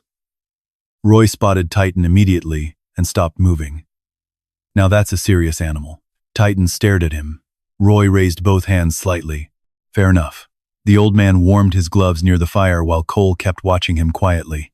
Roy smelled like diesel fuel, tobacco, and wood smoke. Real smells. Working man smells. Not Grant Holloway cologne. "That storm came fast," Roy muttered. "Roads are going to be bad by midnight." Cole handed him a mug of coffee without speaking. Roy accepted it with both hands. "Appreciate it." His eyes drifted toward the scattered maps before quickly moving away again, polite enough not to stare. That bought him points. Titan finally relaxed enough to lie beside the fireplace again, though one eye stayed open. Roy noticed. "Dog trusts you hard. He used to clear roads for explosives in Helmand." The old man nodded slowly at that. No fake hero speech. "No, thank you for your service. Just understanding. My brother came back from Da Nang different," Roy said quietly. "Mostly slept in his truck after that." Cole poked the fire once with the iron poker. Flames shifted orange across the stone walls. "Some men never really come back," Roy added. Nobody spoke for a while after that. At 9:14 p.m., the storm worsened enough to erase the tree line completely outside the windows. Roy finally stood and pulled his gloves back on. "I'll try digging that truck out before the drift gets worse." Cole grabbed his coat automatically. "I'll help." Roy looked relieved. Outside, snow hit sideways hard enough to sting exposed skin. Wind roared through the pines, while both men worked near the ditch line under weak truck headlights. Titan stayed close beside Cole the entire time. Always close. The Dodge had slid rear first into packed snow near a narrow drop toward the creek. Not dangerous yet, but another foot, and the truck might roll. Cole crouched automatically to study the angle. "Don't gun it," he said. "You'll bury deeper." Roy nodded. "What's the play?" "Slow pull, front left traction first." Military brain again. Assessment, angles, weight distribution. Cole hooked chains from the Silverado carefully while Titan paced nearby watching the dark timber instead of the trucks. The Shepherd suddenly stopped. Rigid. Cole noticed immediately. Titan stared uphill toward the ridge behind the cabin, then bolted fast. "Titan." The Shepherd vanished into white snow between the trees without hesitation. Cole's stomach dropped hard. "Ah, hell," Roy muttered. Cole yanked the tow chain loose and grabbed his flashlight from the truck cab. "Stay here." Titan's barking echoed once somewhere deep uphill. Then silence. Cole ran. Snow crashed through dead branches, while the flashlight beam bounced wildly across pine trunks ahead of him. His bad knee screamed almost immediately, but he ignored it.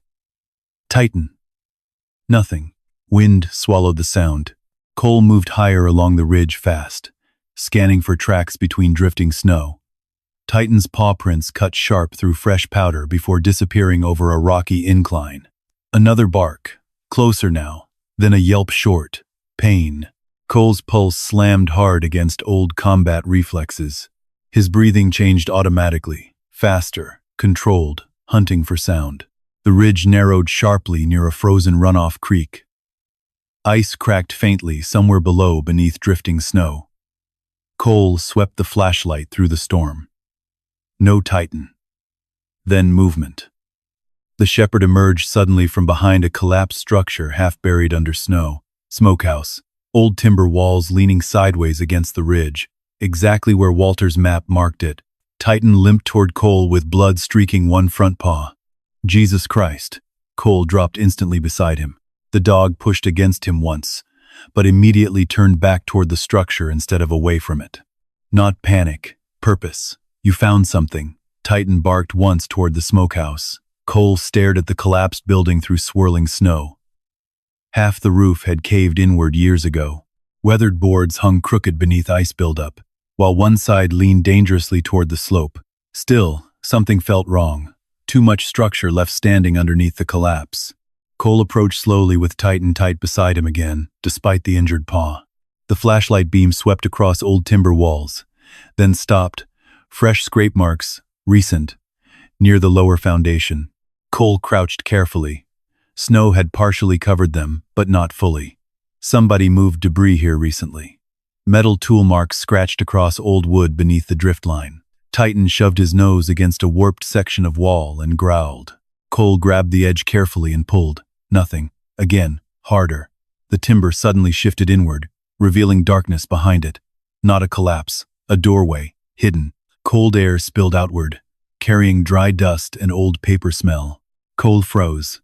The flashlight beam pushed deeper inside. Concrete walls, shelving, military storage crates, a bunker. "Well, Walter," Cole muttered softly. "You paranoid old bastard." Titan limped inside immediately. Cole followed. The space beneath the smokehouse stretched farther than expected. Roughly 12 feet wide, maybe. Reinforced walls. Old generator in one corner. Fold-out cots stacked neatly against shelving units. And files, boxes everywhere, labeled carefully in black marker. VR claims, land trust service records, emergency contacts. Cole stared silently. Walter hadn't hidden money first. He'd hidden people. Titan stopped beside a filing cabinet near the back wall and pawed once at the bottom drawer. Cole pulled it open. Inside sat thick folders wrapped in plastic against moisture. One carried his own name, Walter Bennett. His blood turned cold. Slowly he opened it. Inside sat copies of military records, service evaluations, medical discharge notes, VA paperwork, newspaper clipping from 2013 showing a younger Cole carrying an injured German shepherd beside an armored vehicle in Afghanistan. IED attack near Helmand province leaves 3 injured. Cole stared at the article. Memory hit too fast. Dust, blood, Titan screaming somewhere behind smoke after the blast flipped the vehicle sideways. Men yelling to pull back. Cole ignoring them. Running back anyway. His breathing shortened suddenly. The bunker walls faded. Incoming mortar alarm somewhere far away in memory.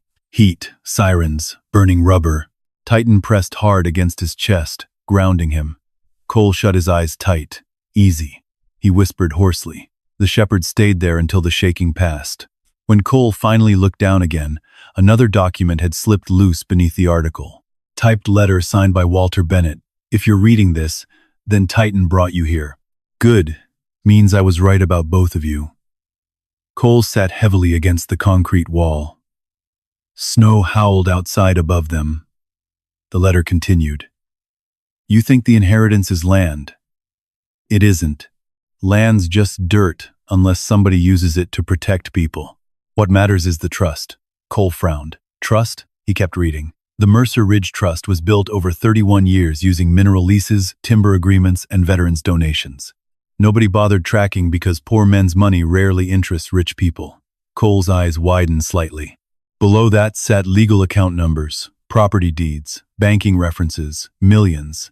Not guesses, actual assets. Titan rested beside him, breathing hard from the injured paw, while Cole stared at the papers under flickering flashlight glow. Walter had built an entire hidden network out here for veterans, for broken military dogs, for men sleeping in trucks, men like him.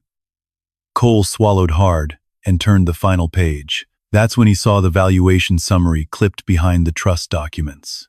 Estimated holdings, 4,872,114.38. Cole laughed once, not because anything felt funny, because the number looked impossible sitting there beside moldy bunker walls and snowstorm wind. Titan suddenly lifted his head, alert again. Cole heard it a second later. Engine noise. Close. Very close. Headlights swept briefly across cracks in the bunker entrance above them. Somebody had followed the tracks up the ridge, and this time the vehicle didn't stop at the cabin. It stopped directly outside the smokehouse. Cole killed the flashlight instantly. Darkness swallowed the bunker whole, except for one thin blade of snow-filtered light leaking through cracks overhead. Titan stayed beside him without a sound, despite the blood still darkening his front paw, engine idling, heavy tires crunching snow, closer than before. Cole's breathing slowed automatically, combat calm, not because he felt safe, because panic got people killed. He folded Walter's letter once and shoved it inside his jacket pocket. The trust documents followed, fast, efficient, no wasted movement. Titan stared toward the hidden entrance above them, waiting. Cole crouched beside the concrete wall and listened. Truck doors opened, 2 of them. Male voices outside, muffled by wind. Tracks go right up here. Thought you said the place was abandoned. It was. Cole's jaw tightened. Not Grant Holloway this time. Different men, probably hired, probably local. Titan gave the faintest rumble deep in his chest. Cole placed one hand gently along the shepherd's neck. Easy. The bunker suddenly felt much smaller than before. The flashlight beam swept once across the ceiling cracks overhead. Boots crunched above them through snow-covered boards. Somebody walked directly across the hidden smokehouse floor. Titan's ears flattened slightly. Cole spotted an old breaker panel near the back wall beside stacked military crates. Above it hung a faded sign handwritten in black marker. Back exit Creekside Walter again. Always another route. Cole moved carefully through the darkness until his hand found the rusted latch beneath the sign. Metal resisted briefly before giving with a sharp click loud enough to make him freeze. The voices above stopped. Silence. Then one of the men muttered, "You hear that?" Cole's pulse hammered once hard. Titan stared upward. Another flashlight beam cut through cracks overhead. "Probably old pipes," the second man said. "There ain't pipes out here." Cole found the hidden door finally. Narrow steel hatch disguised beneath shelving. He pulled it open slowly. Freezing air rushed inside, immediately carrying pine smell and snow. Good. An exit. Titan limped forward beside him while Cole glanced once more toward Walter's bunker.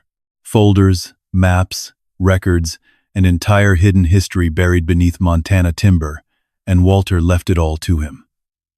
The thought landed strange, heavy. No time for it now.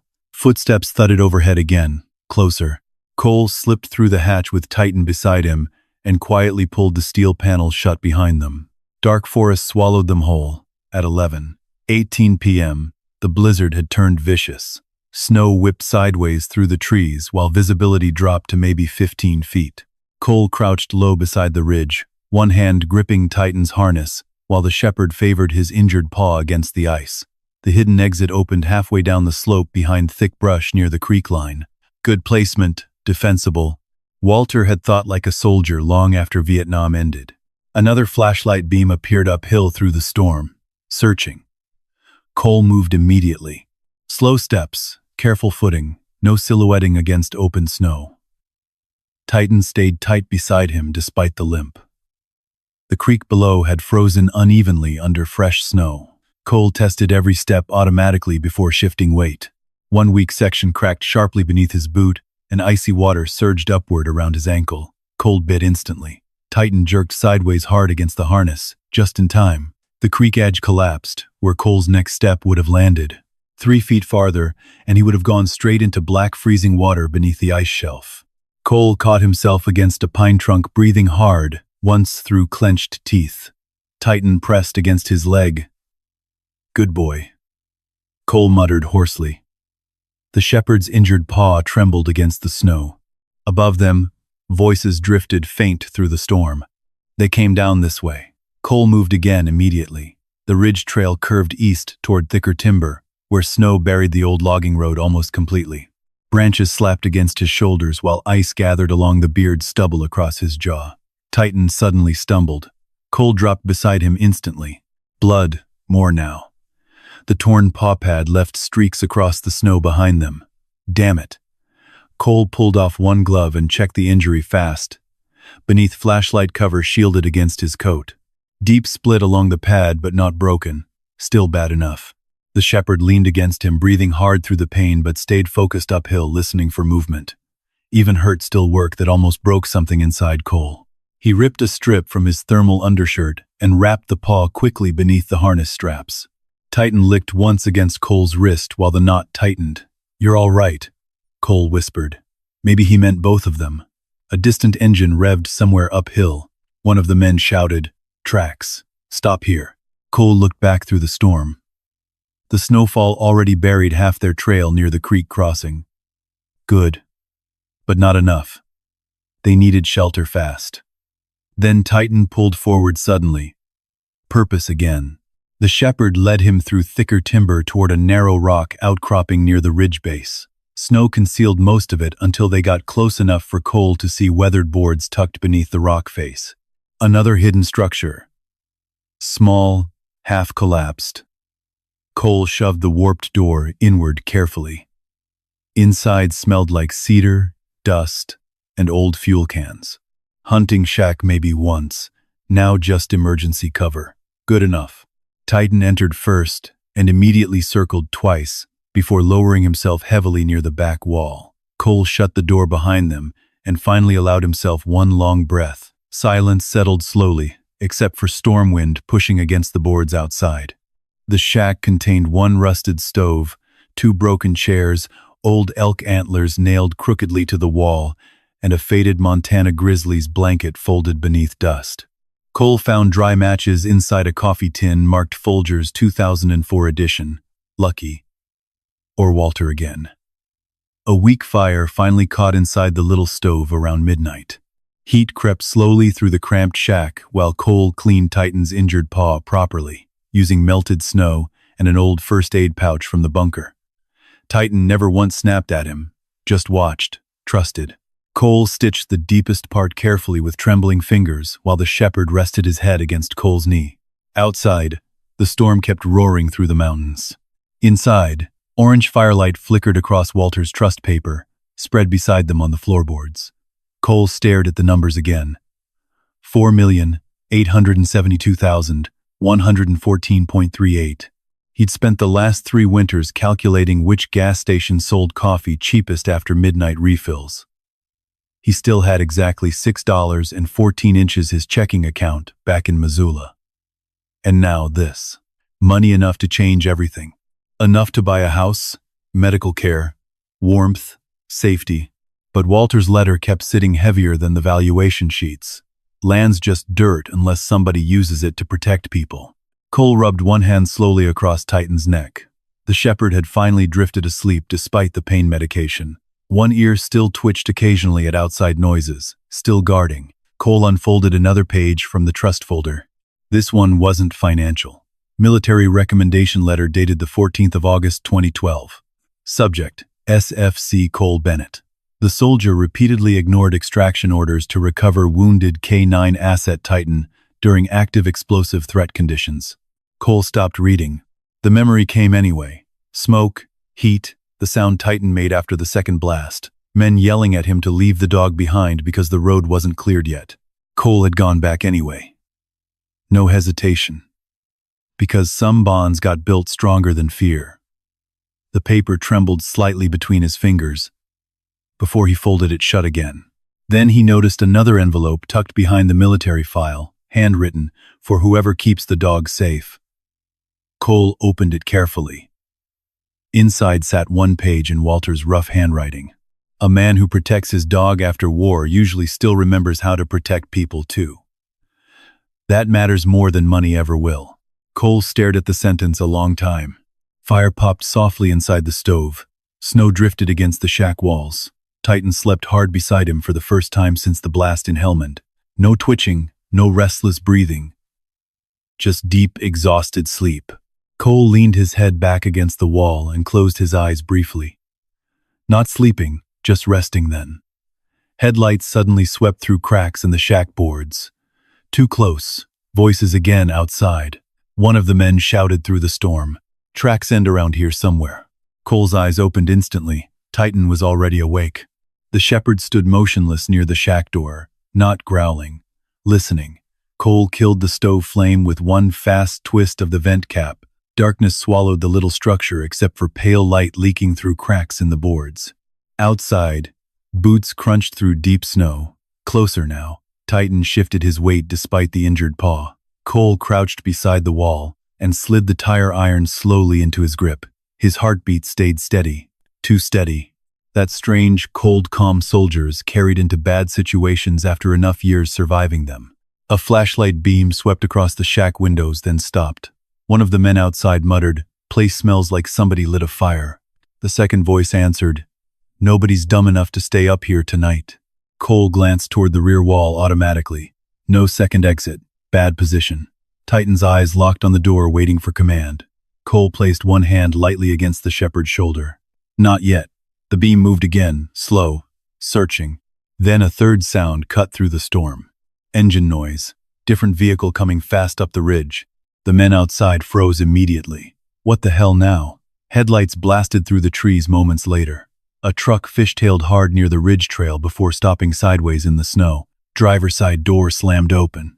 May Whitaker stepped out carrying a 1.2 gauge shotgun like she'd been born with it. "Well," she shouted through the storm, "either you boys got lost hunting, or you're trespassing, stupid." Silence. One of the men cursed softly. Cole almost laughed. Almost. May pumped the shotgun once. That sound changed the mountain air immediately. "I know both your trucks," she continued, "and unless Holloway started paying idiot wages, you boys better head downhill before the sheriff starts asking questions." The flashlight beams disappeared, fast. Boots crunched back toward the ridge road while snow whipped sideways through the timber. One engine started, then another, gone within seconds. May waited another full minute before lowering the shotgun slightly. "Cole?" she called. Cole opened the shack door carefully. Titan emerged beside him immediately. May spotted the blood on the shepherd's paw and swore under her breath. "Lord Almighty." Cole stepped outside into waist-high snow. "You followed them?" May snorted. "I followed common sense." Saw two unfamiliar trucks heading toward Walter's Ridge during a blizzard. She glanced toward Titan again. "Dog all right?" "He'll make it." The shepherd limped closer to May without hesitation. That settled something in Cole's mind. Dogs judged character faster than people did. May noticed the hidden bunker entrance nearby almost immediately. Her face changed slightly when she realized the smokehouse door stood partially open beneath the snow. "So," she said quietly, "you found it." Cole studied her carefully. "You knew?" "Not details." She shrugged once beneath the snow-covered coat. "Just enough." The wind eased briefly around them. Snow drifted softly through flashlight beams. May leaned the shotgun against her truck and looked toward the hidden bunker below the ridge. "Walter helped my husband there after Vietnam," she said. "Tommy used to wake up punching walls some nights. Couldn't stand grocery stores. Couldn't stand fireworks. Hell, couldn't stand silence either." She rubbed one glove slowly across her wrist. "Walter gave him work, gave him quiet, saved his life, probably." Cole said nothing. May looked directly at him then. "Holloway's been chasing rumors about this land for years," she continued. "Mineral rights, timber easements, hidden trust money. He never found proof." Her eyes drifted toward the bunker entrance. "Looks like you did." Titan suddenly stumbled slightly in the snow. Cole crouched immediately beside him. The paw bandage had bled through again, May noticed. "Get him warm before frost hits that injury." By 4:21 a.m., all three of them sat inside the cabin again, while storm winds battered the roof hard enough to shake soot loose down the chimney. May brewed coffee thick enough to float nails using Walter's old enamel pot.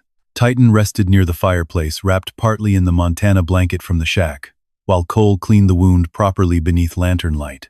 The shepherd never took his eyes off Cole's face, not once. May watched quietly from the table while trust documents sat stacked beside her coffee mug.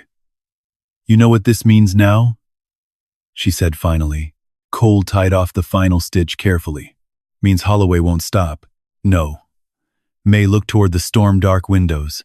"Means the county won't stop either, once lawyers smell money." Cole leaned back against the hearthstones. The exhaustion finally started catching him now. Not sleep, exactly. More like his bones remembering how tired they'd been all along. May slid one document across the table toward him. Trust valuation papers, $4.8 million. The number still looked unreal.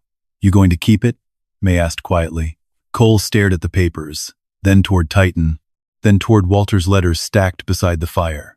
Finally he said, "Don't know yet." May nodded slowly, like that answer mattered more than certainty would have.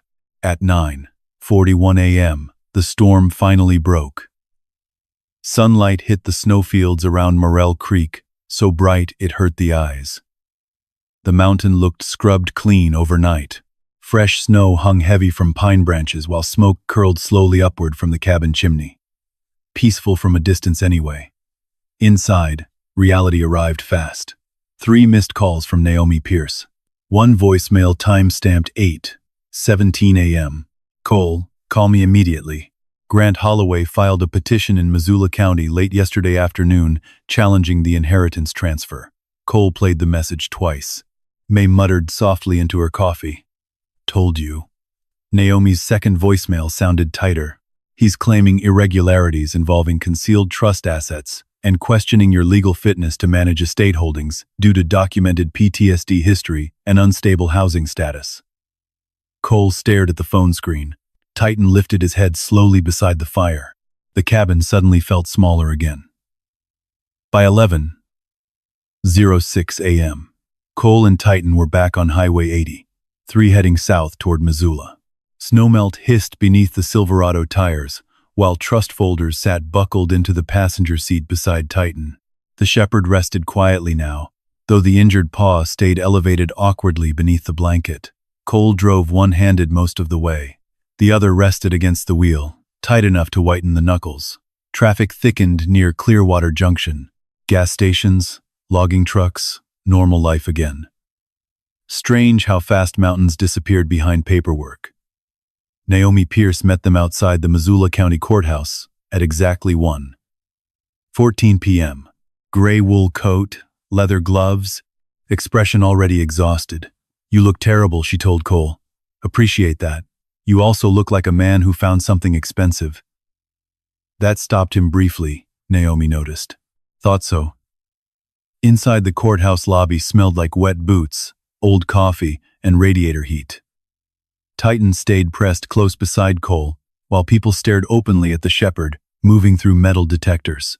One deputy leaned down slightly. Military dog? Cole nodded once. The deputy scratched Titan gently behind one ear. Good animal. Titan allowed it. Rare. Courtroom 4B sat on the second floor beside a faded vending machine, selling stale peanut M&Ms for $2.25. Cole noticed things like that automatically under stress. Tiny details, exit signs, security cameras, distances between doors, always scanning. Naomi spread legal folders across a bench outside the hearing room. Holloway's attorneys are arguing you're mentally unstable and incapable of overseeing a multi-million-dollar trust, she said flatly. Cole leaned against the wall without reacting much outwardly. Naomi kept going. They subpoenaed portions of your VA records, panic episodes, housing instability, prescription history. She glanced toward Titan. They're building a narrative. Cole looked toward the courtroom doors. They'll paint you as dangerous, Naomi said quietly, or broken. Titan rested his chin briefly against Cole's knee, grounding him again. Cole rubbed one hand slowly down the shepherd's neck. Maybe both. Naomi's expression softened slightly for the first time. No, she said, just human. At 2:02 p.m., the hearing began. Grant Holloway sat 3 rows ahead wearing another expensive coat and a tie probably worth more than Cole's truck. 2 attorneys flanked him beside stacks of organized files. Grant glanced back once. Polite smile, dead eyes. Cole had seen men like that overseas too. The kind who never touched dirt personally, but still profited from where blood got spilled. Judge Eleanor Whitcomb entered exactly on time. Mid-60s, sharp voice, no patience visible anywhere. Proceedings moved fast, too fast. Legal terms slammed across the courtroom while Cole sat rigid beside Naomi, trying not to focus on the echoing acoustics inside the chamber. Every cough sounded sharper in there. Every chair scrape bounced wrong against memory. Grant's attorney stood first. "Our concern," the man began smoothly, "is whether Mr. Bennett possesses the emotional and financial stability required to manage extensive concealed holdings tied to public veteran outreach." Concealed holdings, public veteran outreach. Nice words, cold words, the attorney continued. Mr. Bennett has documented PTSD episodes, unstable employment history, and recent homelessness. People in the gallery shifted slightly. Cole stared straight ahead. Then somebody dropped a metal water bottle in the back row. The crash exploded through the courtroom. For one ugly second, Afghanistan came back whole. Concrete dust, incoming rounds, somebody screaming for cover. Cole's shoulders locked hard. Titan reacted instantly. The shepherd pressed against Cole's leg with firm, steady weight until the room returned around him again.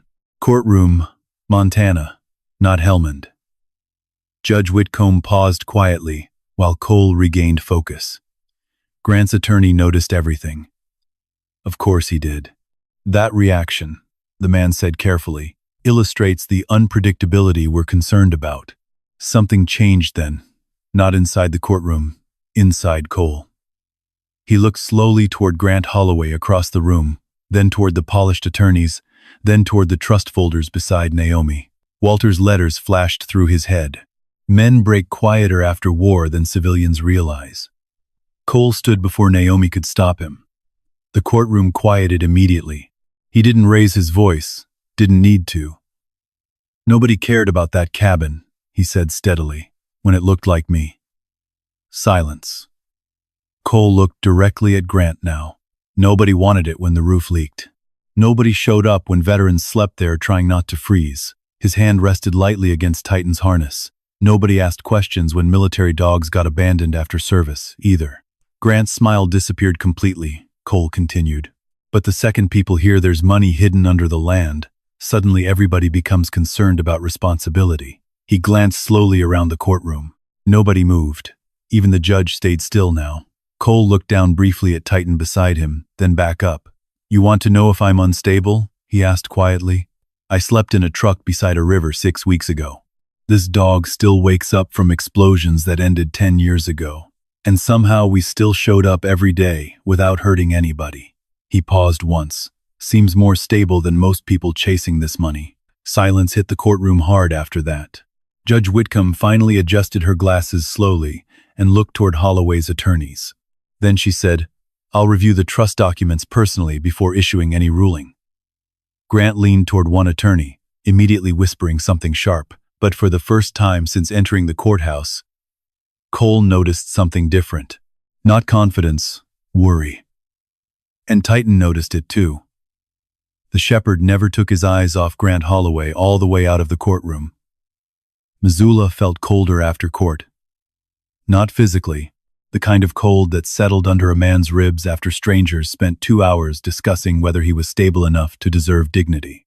At 4:36 p.m., wet snow drifted across West Broadway, while Cole stood outside the courthouse steps, tightening Titan's winter vest straps with slow, careful hands. Traffic hissed along the slush-covered street. Nobody looked at them twice, which somehow felt worse now. Naomi Pierce stepped beside him, holding 2 thick folders against her coat. Judge Whitcomb requested additional trust documentation before Friday. She glanced toward Titan. "And your dog is bleeding through the bandage again."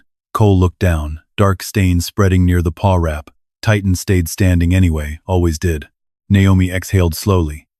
"There's a veterinary clinic on Stevens Avenue still open until 6. We're fine. That wasn't a suggestion," Cole almost argued.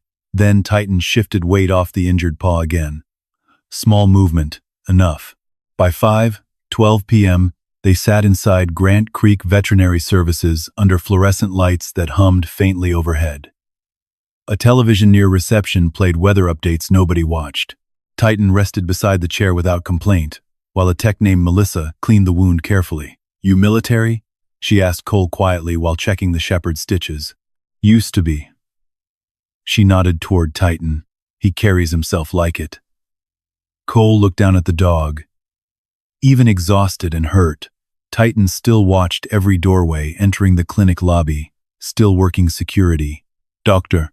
Alvarez arrived, carrying x-rays 20 minutes later. "Good news," he said. No fracture. Bad tear, though. He rubbed Titan's ears gently. Tough old guy. Titan tolerated it. Barely. Cole reached for the estimate sheet automatically before the doctor could speak. $417.83. His stomach tightened by reflex. Then he remembered, not broke anymore. The realization still landed strange every time. Cole handed over his debit card carefully like the machine might reject him anyway. It didn't. Outside afterward, darkness settled early over Missoula. Titan climbed into the Silverado slower than usual. Cole spread the old wool blanket across the seat before shutting the door gently behind him. For a while neither moved. Snow tapped softly against the windshield. Then Naomi knocked once on the driver's side window. Cole lowered it halfway. "There's something else," she said. Her expression told him enough already. Holloway's people aren't just after money anymore. Cole waited. Naomi handed him a photocopy folded twice. Old county map, Blackfoot River corridor. Red markings across forest land east of Ovando. "I found references inside Walter's trust filings," she said quietly. "A secondary archive location." She tapped the map once. Something called Mercer Ridge Bunker. Cole looked at the coordinates. Remote, deep timber country. Naomi lowered her voice further. Judge Whitcomb specifically mentioned missing veteran records tied to the trust. If Walter documented how this shelter system actually operated, she shrugged once. That changes everything legally.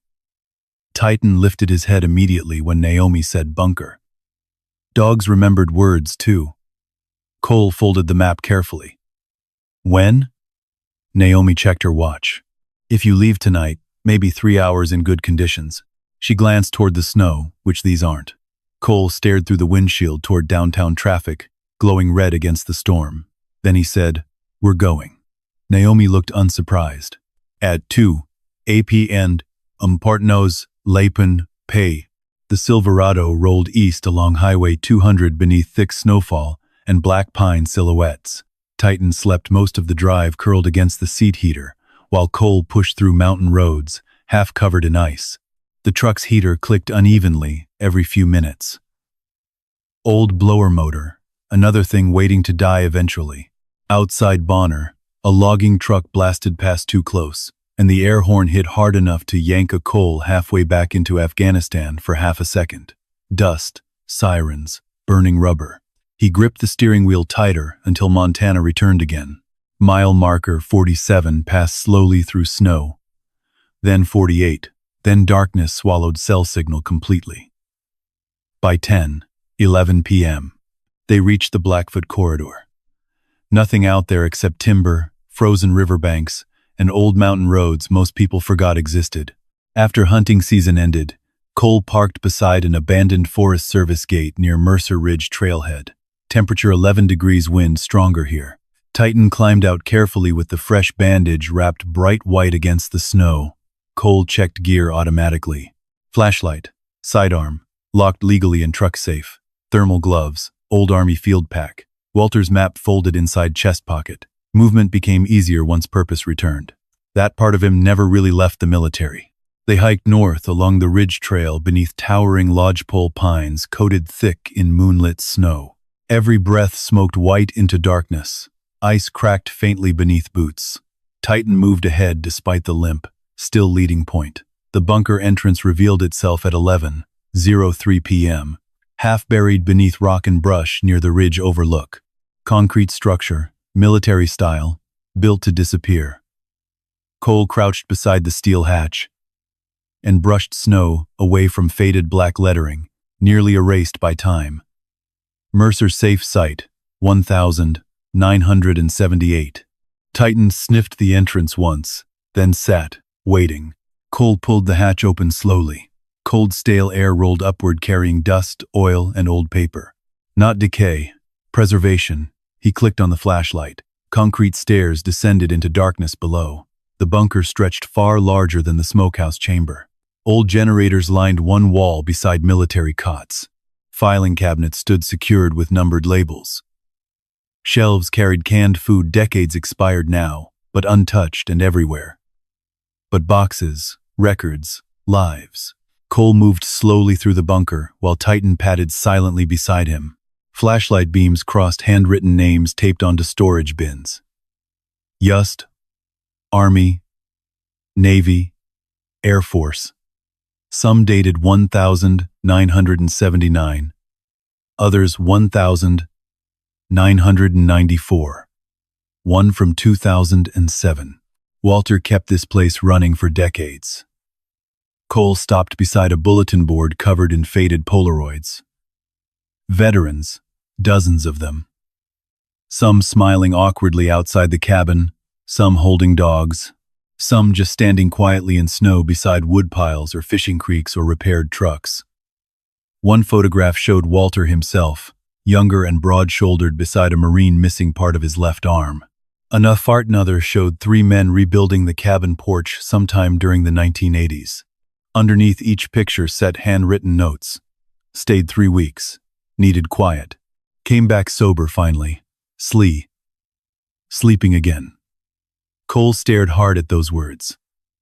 Finally sleeping again. Titan wandered down the bunker aisle before stopping beside a metal cabinet marked K9 files. Cole opened it carefully. Inside veterinary records, military retirement paperwork, adoption transfers, photos, so many photos. German Shepherds, Labs, Belgian Malinois, dogs too old or damaged for service, but too trained to fit normal homes afterward. Walter had hidden them here too. Cole picked up one faded folder dated 2013, Titan Temp Hold Recommendation. His breath stopped briefly. Inside rested copies of military discharge paperwork, recommending Titan for euthanasia after combat trauma and severe blast injury. Then, another paper clipped behind it, denied. Handler requests full transfer responsibility. Signed SFC Cole Bennett. Cole sat down slowly on the concrete cot beside the cabinet. Titan approached immediately and rested his head against Cole's leg. The shepherd's amber eyes reflected flashlight glow softly in the darkness.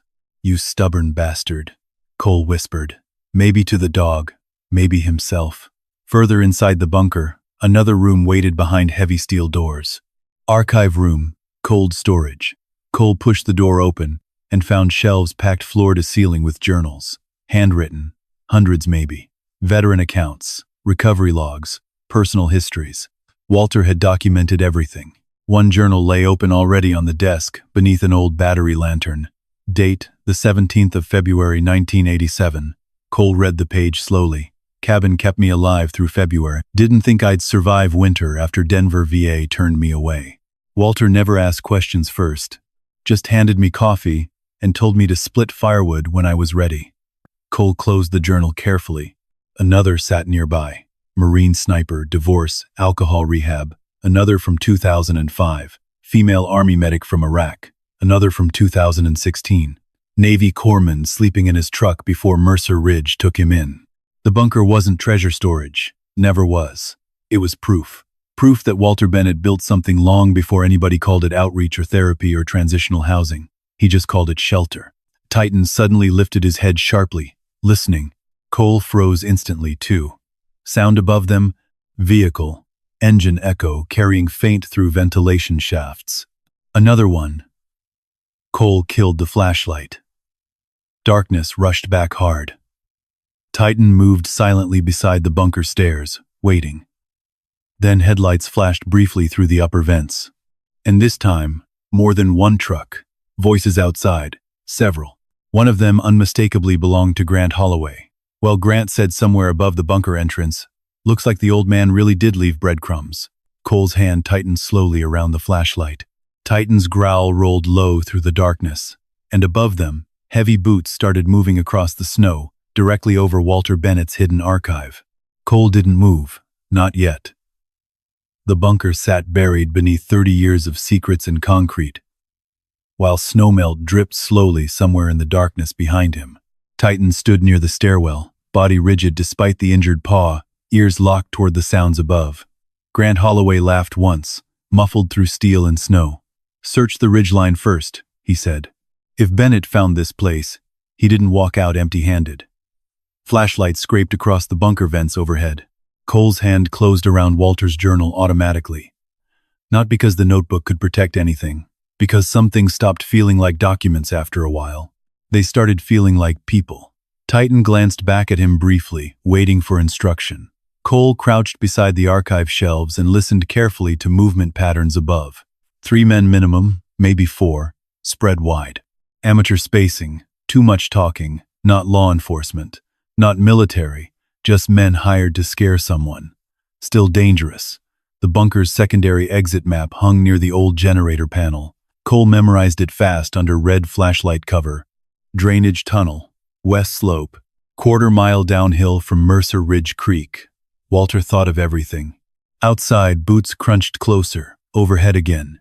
Then came a sharp metallic bang. Someone found the hatch. Titan's growl deepened instantly. Cole moved, fast now, no hesitation. He shoved 3 archive boxes into his field pack. Veteran journals, trust ledgers, original shelter records, evidence, the real inheritance. Another metallic bang echoed down the stairwell, locked from underneath. One man muttered above. Grant answered immediately. Then, open it. Cole clipped Titan's leash onto the harness quietly. The shepherd stayed tight beside him, while Cole killed every remaining light inside the bunker. Darkness swallowed them whole. Then metal screamed overhead. Crowbar. The hatch started giving way. Cole found the drainage tunnel door near the generator room and shoved hard against rusted hinges until freezing air burst inward, carrying snow and pine smell. Titan slipped through first. Cole followed. The tunnel angled steep downhill beneath packed earth, reinforced by old railroad ties. Water dripped steadily from overhead beams. Mud sucked at his boots, while Titan limped ahead through darkness, using sense more than sight now. Behind them, crash. The bunker hatch finally gave way. Voices echoed faintly through the concrete chamber. Jesus Christ, look at all this stuff. Then Grant again, low, cold. Find Bennett. Cole pushed harder downhill. At 1:17 a.m., they emerged near Mercer Creek, beneath heavy pine cover almost half a mile west of the bunker entrance. Snow fell softer now, wind dying. Titan stopped near the creek bank, breathing hard. Cole crouched immediately beside him. The paw bandage had come loose again. Blood darkened the snow beneath it. Damn it, buddy. Titan leaned against him briefly before looking back uphill toward the ridge. Still focused on threat direction, always protecting perimeter first. Cole wrapped the paw tighter using gauze from his med pouch, while creek water moved black beneath ice nearby. Then, headlights flashed suddenly through timber above. Different direction, different vehicle. Cole pulled Titan behind fallen logs instantly. Truck engine slowed, stopped, silence followed. Then one familiar voice drifted through the trees. Cole. May Whitaker. Cole exhaled once through his nose. Down here. May climbed carefully through snow carrying a lantern and another shotgun. Naomi called me after Holloway's trucks passed Ovando. She spotted Titan's leg immediately. Lord, that dog's tougher than most Marines I knew. Titan allowed May to touch his shoulder briefly. Rare again. May looked uphill, toward Mercer Ridge. They found the bunker?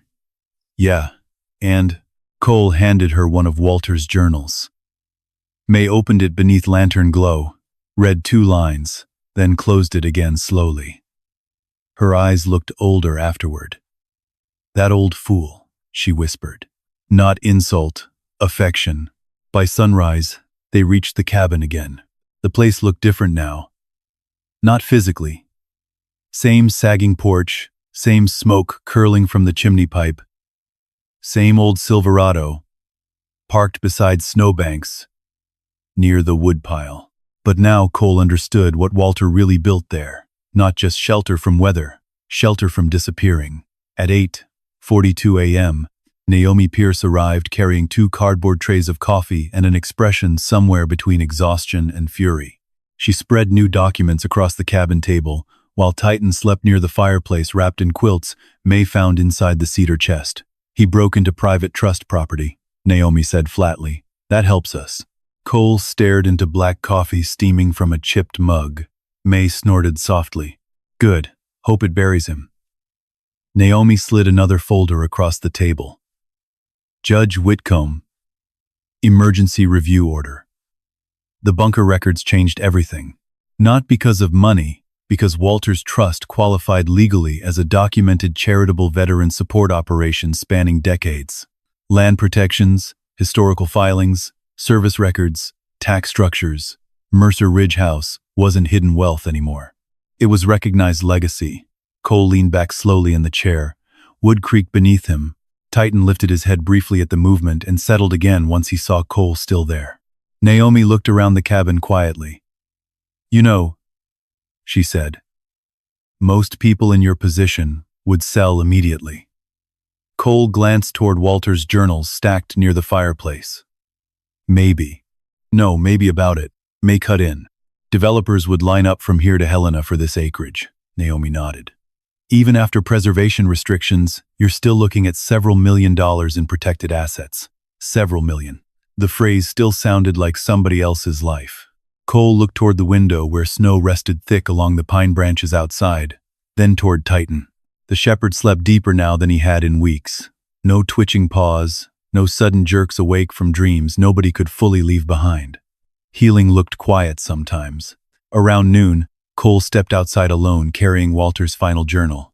Snow squeaked beneath his boots in the cold. The cabin stood silent behind him, except for the faint rattle of the old stovepipe. Fresh sunlight spilled across Morel Creek, while ravens drifted dark above the tree line. Cole sat on the rebuilt porch step Walter once repaired himself, according to one of the journals. Inside the notebook, Walter's final entry sat dated barely 4 months before his death. "If somebody worthy finds this place after I'm gone, tell them the mission was never for money. It was keeping people alive long enough to remember they mattered." Cole read the line twice, then once more.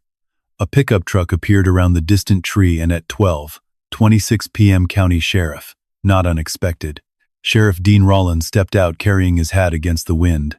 Mid-60s, broad shoulders gone softer with age. Vietnam veteran, according to May. He approached slowly. Titan appeared silently in the doorway behind Cole immediately, watching. Sheriff Rollins noticed the dog first. Beautiful shepherd. Cole nodded once. Rollins removed gloves carefully before speaking again. "Heard Holloway's boys trespassed Mercer Ridge last night." "Yeah." Sheriff studied him quietly for a second. "You pressing charges?" Cole considered it, then shook his head. "No." Rollins almost smiled. Walter would have said the same thing. He glanced toward the cabin. Man hated wasting energy on revenge. That landed deeper than expected. The sheriff handed over a folded paper. "Court notice. Emergency ruling. Judge Whitcomb officially recognized Walter Bennett's trust validity pending final estate transfer.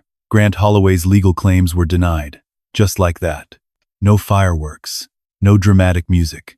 Only cold Montana wind moving through pine trees while a retired sheriff handed a homeless veteran paperwork on an old cabin porch. Rollins tipped his hat once before leaving. That place mattered to a lot of people. He said quietly before walking back to the truck.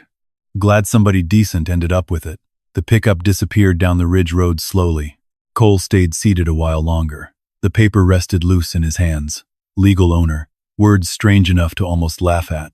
Inside the cabin, May and Naomi talked softly near the stove while Titan limped across the fireplace. Then something happened that stopped Cole cold. The shepherd circled twice near the hearth, laid down and slept completely. No ears twitching, no sudden alert posture, no checking exits every 30 seconds. Just sleep. Real sleep. Cole watched through the doorway a long moment without moving. Then May noticed too. She lowered her voice automatically. "First time?" Cole nodded. May looked toward the shepherd beside the fire. "Dogs know." The next week passed quietly. Almost strangely so. Grant Holloway disappeared from local gossip after the court ruling. Naomi finalized trust protections from her office on East Pine Street. Contractors arrived twice to inspect roof damage and the collapsing west wall. Cole approved only necessary repairs. Nothing fancy. New support beams, safe wiring, working plumbing, enough. The old wood stove stayed exactly where Walter left it. So did the military carvings etched beside the fireplace mantel, 7th Group, 1983, still here. By mid-December, snow buried the ridge roads deeper than Cole had seen in years. One evening at 6:03 p.m., while splitting firewood under porch lights, He heard tires crunching slowly up the driveway again, not aggressive this time. An old Ford Ranger stopped beside the cabin. A man stepped out wearing a faded Marine Corps coat and carrying one duffel bag. Older, gray beard, hands shaking slightly from cold. Beside him climbed an elderly black Labrador missing one eye. The man removed his cap awkwardly. "You Bennett?" Cole nodded. The man glanced toward the cabin windows glowing warm against the snow, then toward Titan, resting inside near the fireplace. "VA outreach lady in Missoula gave me this address," he said quietly. "Said maybe there's room here for a few nights." Cole looked at the dog first. Old lab, arthritic hips, tail wagging anyway. Then he looked at the man standing in the snow, trying hard not to appear desperate. And suddenly, Walter's journals didn't feel like history anymore. They felt like instructions. Cole stepped aside from the doorway. "Yeah," he said. "There's room." Inside, Titan lifted his head once as the old lab entered the cabin, then slowly rested it back down beside the fire, accepting them like soldiers, recognizing each other without needing introductions. And outside, snow kept falling softly over Mercer Ridge while warm light spilled through the cabin windows into the dark Montana woods. The house stayed just like Walter intended. Winter settled deep over Seeley Lake that year. Not the postcard kind. The real kind. Heavy snow burying fence posts along Highway 83. Ice locking the Blackfoot River edges in hard blue glass. Pine branches bending low enough to scrape truck roofs when the wind picked up after midnight. And every night, warm light still glowed from the cabin windows on Mercer Ridge. At 5:42 a.m., Cole stood outside, splitting firewood beneath a sky, barely beginning to gray over the mountains. The axe handle felt smooth now, familiar. Steam rose from his coffee mug sitting on the porch rail beside a box of 30-06 shells somebody donated weeks ago. The old Marine sleeping in the back room. Frank Delaney, 71. Claimed he hadn't touched a real bed in almost 8 months before arriving there with his one-eyed Labrador, Rosie. Inside the cabin, somebody laughed softly, then coughed, then laughed again. The sound drifted through the screen door while Titan sat near the porch steps watching snow move through the trees, alert but calmer now. Cole noticed little things first. Titan no longer woke, snapping toward every sound in the dark. No more pacing perimeter at 3:00 a.m. No more standing rigid whenever headlights hit the driveway. Healing came quiet, like snow piling 1 inch at a time until a whole mountain changed shape. At 8:17 a.m., a white van from Missoula Vet Outreach crawled up the ridge road, carrying medical supplies and 2 volunteers from St. Patrick Hospital's Veteran Support Program. One volunteer stepped out holding coffee from Ruby's Cafe in cardboard trays. "Road's getting ugly down by Clearwater Junction," she warned. Cole nodded and helped unload supplies into the cabin mudroom. Antibiotics, blankets, canned food, dog medication, thermal socks donated by a church in Hamilton. Normal things. Things people forgot mattered until they didn't have them anymore. Inside the cabin smelled like coffee, cedar smoke, wet boots, and bacon. Frank insisted on cooking every morning despite barely being able to stand straight from arthritis. Rosie lay asleep near the stove while Titan rested beside her. The old lab had started leaning against Titan during storms. The shepherd tolerated it with tired dignity. At 11:03 a.m., Naomi Pierce arrived carrying folders thick enough to bend under their own weight. Cole opened the door before she knocked. "You ever consider becoming rich in a warmer state?" she asked immediately. "Nope, you should. Montana paperwork is trying to kill me." May Whitaker laughed from the kitchen table. The old woman practically lived there now half the week. Said the cabin felt less lonely than her trailer down near Ovando. Truth was, everybody there understood loneliness a little too well. Naomi spread new documents across the scarred wooden table Walter once repaired himself sometime around 1982. Property transfer finalized. Trust protections approved. Tax exemption status granted under Veteran Transitional Housing Classification. Mercer Ridge House officially existed now, legally. Cole stared at the paperwork a while without speaking. Titan lifted his head briefly from the fireplace rug, watching him. Always watching him. "You all right?" Naomi asked quietly. Cole rubbed one hand slowly across the back of his neck. "Just strange." "What part?" He looked around the room. The repaired walls, the stacked firewood, Frank arguing with May about whether powdered eggs counted as food, Titan asleep by the fire. All of it. Spent a long time trying not to take up space, Cole said finally. Nobody answered immediately. Didn't need to. At 2:41 p.m., another truck climbed slowly toward the cabin through falling snow, then another, then one more behind it. Cole stepped onto the porch automatically. Old instincts. Assess first. But these weren't trouble. Local contractor from Missoula donating labor. A retired Air Force mechanic bringing tools. 2 women from a church near Lolo carrying quilts stitched by volunteers. People kept arriving after the newspaper story spread across western Montana. Homeless veteran inherits forgotten cabin and turns it into shelter. Cole hated the headline. Too clean, too easy. Like pain only became interesting after money showed up. Still, the donations kept coming. One envelope arrived with exactly $17. 4 3-inch side and a handwritten note. Couldn't afford more. Marine Corps 1989. Keep the lights on. Cole kept that note folded inside Walter's journal afterward. By February, a second room had been added behind the cabin using reclaimed timber from an old logging shed down the ridge. Not fancy. Warm, solid. May painted the walls herself while complaining the entire time about young people buying expensive paint rollers instead of proper brushes. Frank fixed the porch railing one-handed while Rosie slept nearby in a patch of sunlight. And every afternoon around 4:00 p.m. Titan limped through the property, checking everything like a shift supervisor refusing retirement. The shepherd knew every sound now, every scent, every truck. One evening, Cole found him lying beside Walter's old military footlocker near the fireplace, guarding it even asleep. Some habits stayed forever. At 7:18 p.m., on a Tuesday, a call came from the Missoula VA outreach office. Another veteran needed emergency housing. Former Navy corpsman, truck broke down outside Butte. No family, no money left. Cole looked around the cabin before answering. 3 occupied rooms already. Wood stacked to the ceiling. Titan asleep near the stove. May knitting badly beside the lamp. Frank teaching Rosie to steal bacon scraps. Crowded, small, alive. Cole answered anyway. Yeah, he said. Tell him we've got room. After hanging up, May looked over her glasses. You know this place can't save everybody. Cole stared into the fire a while. No, he said quietly. Just the ones who make it here. Outside, snow drifted softly against the windows. Inside, Walter's journals lined the bookshelf Naomi installed beside the fireplace. Hundreds of stories. Hundreds of people who nearly disappeared before somebody handed them coffee and shelter, long enough to breathe again. The inheritance finally made sense now. Not the money, never the money, the continuation.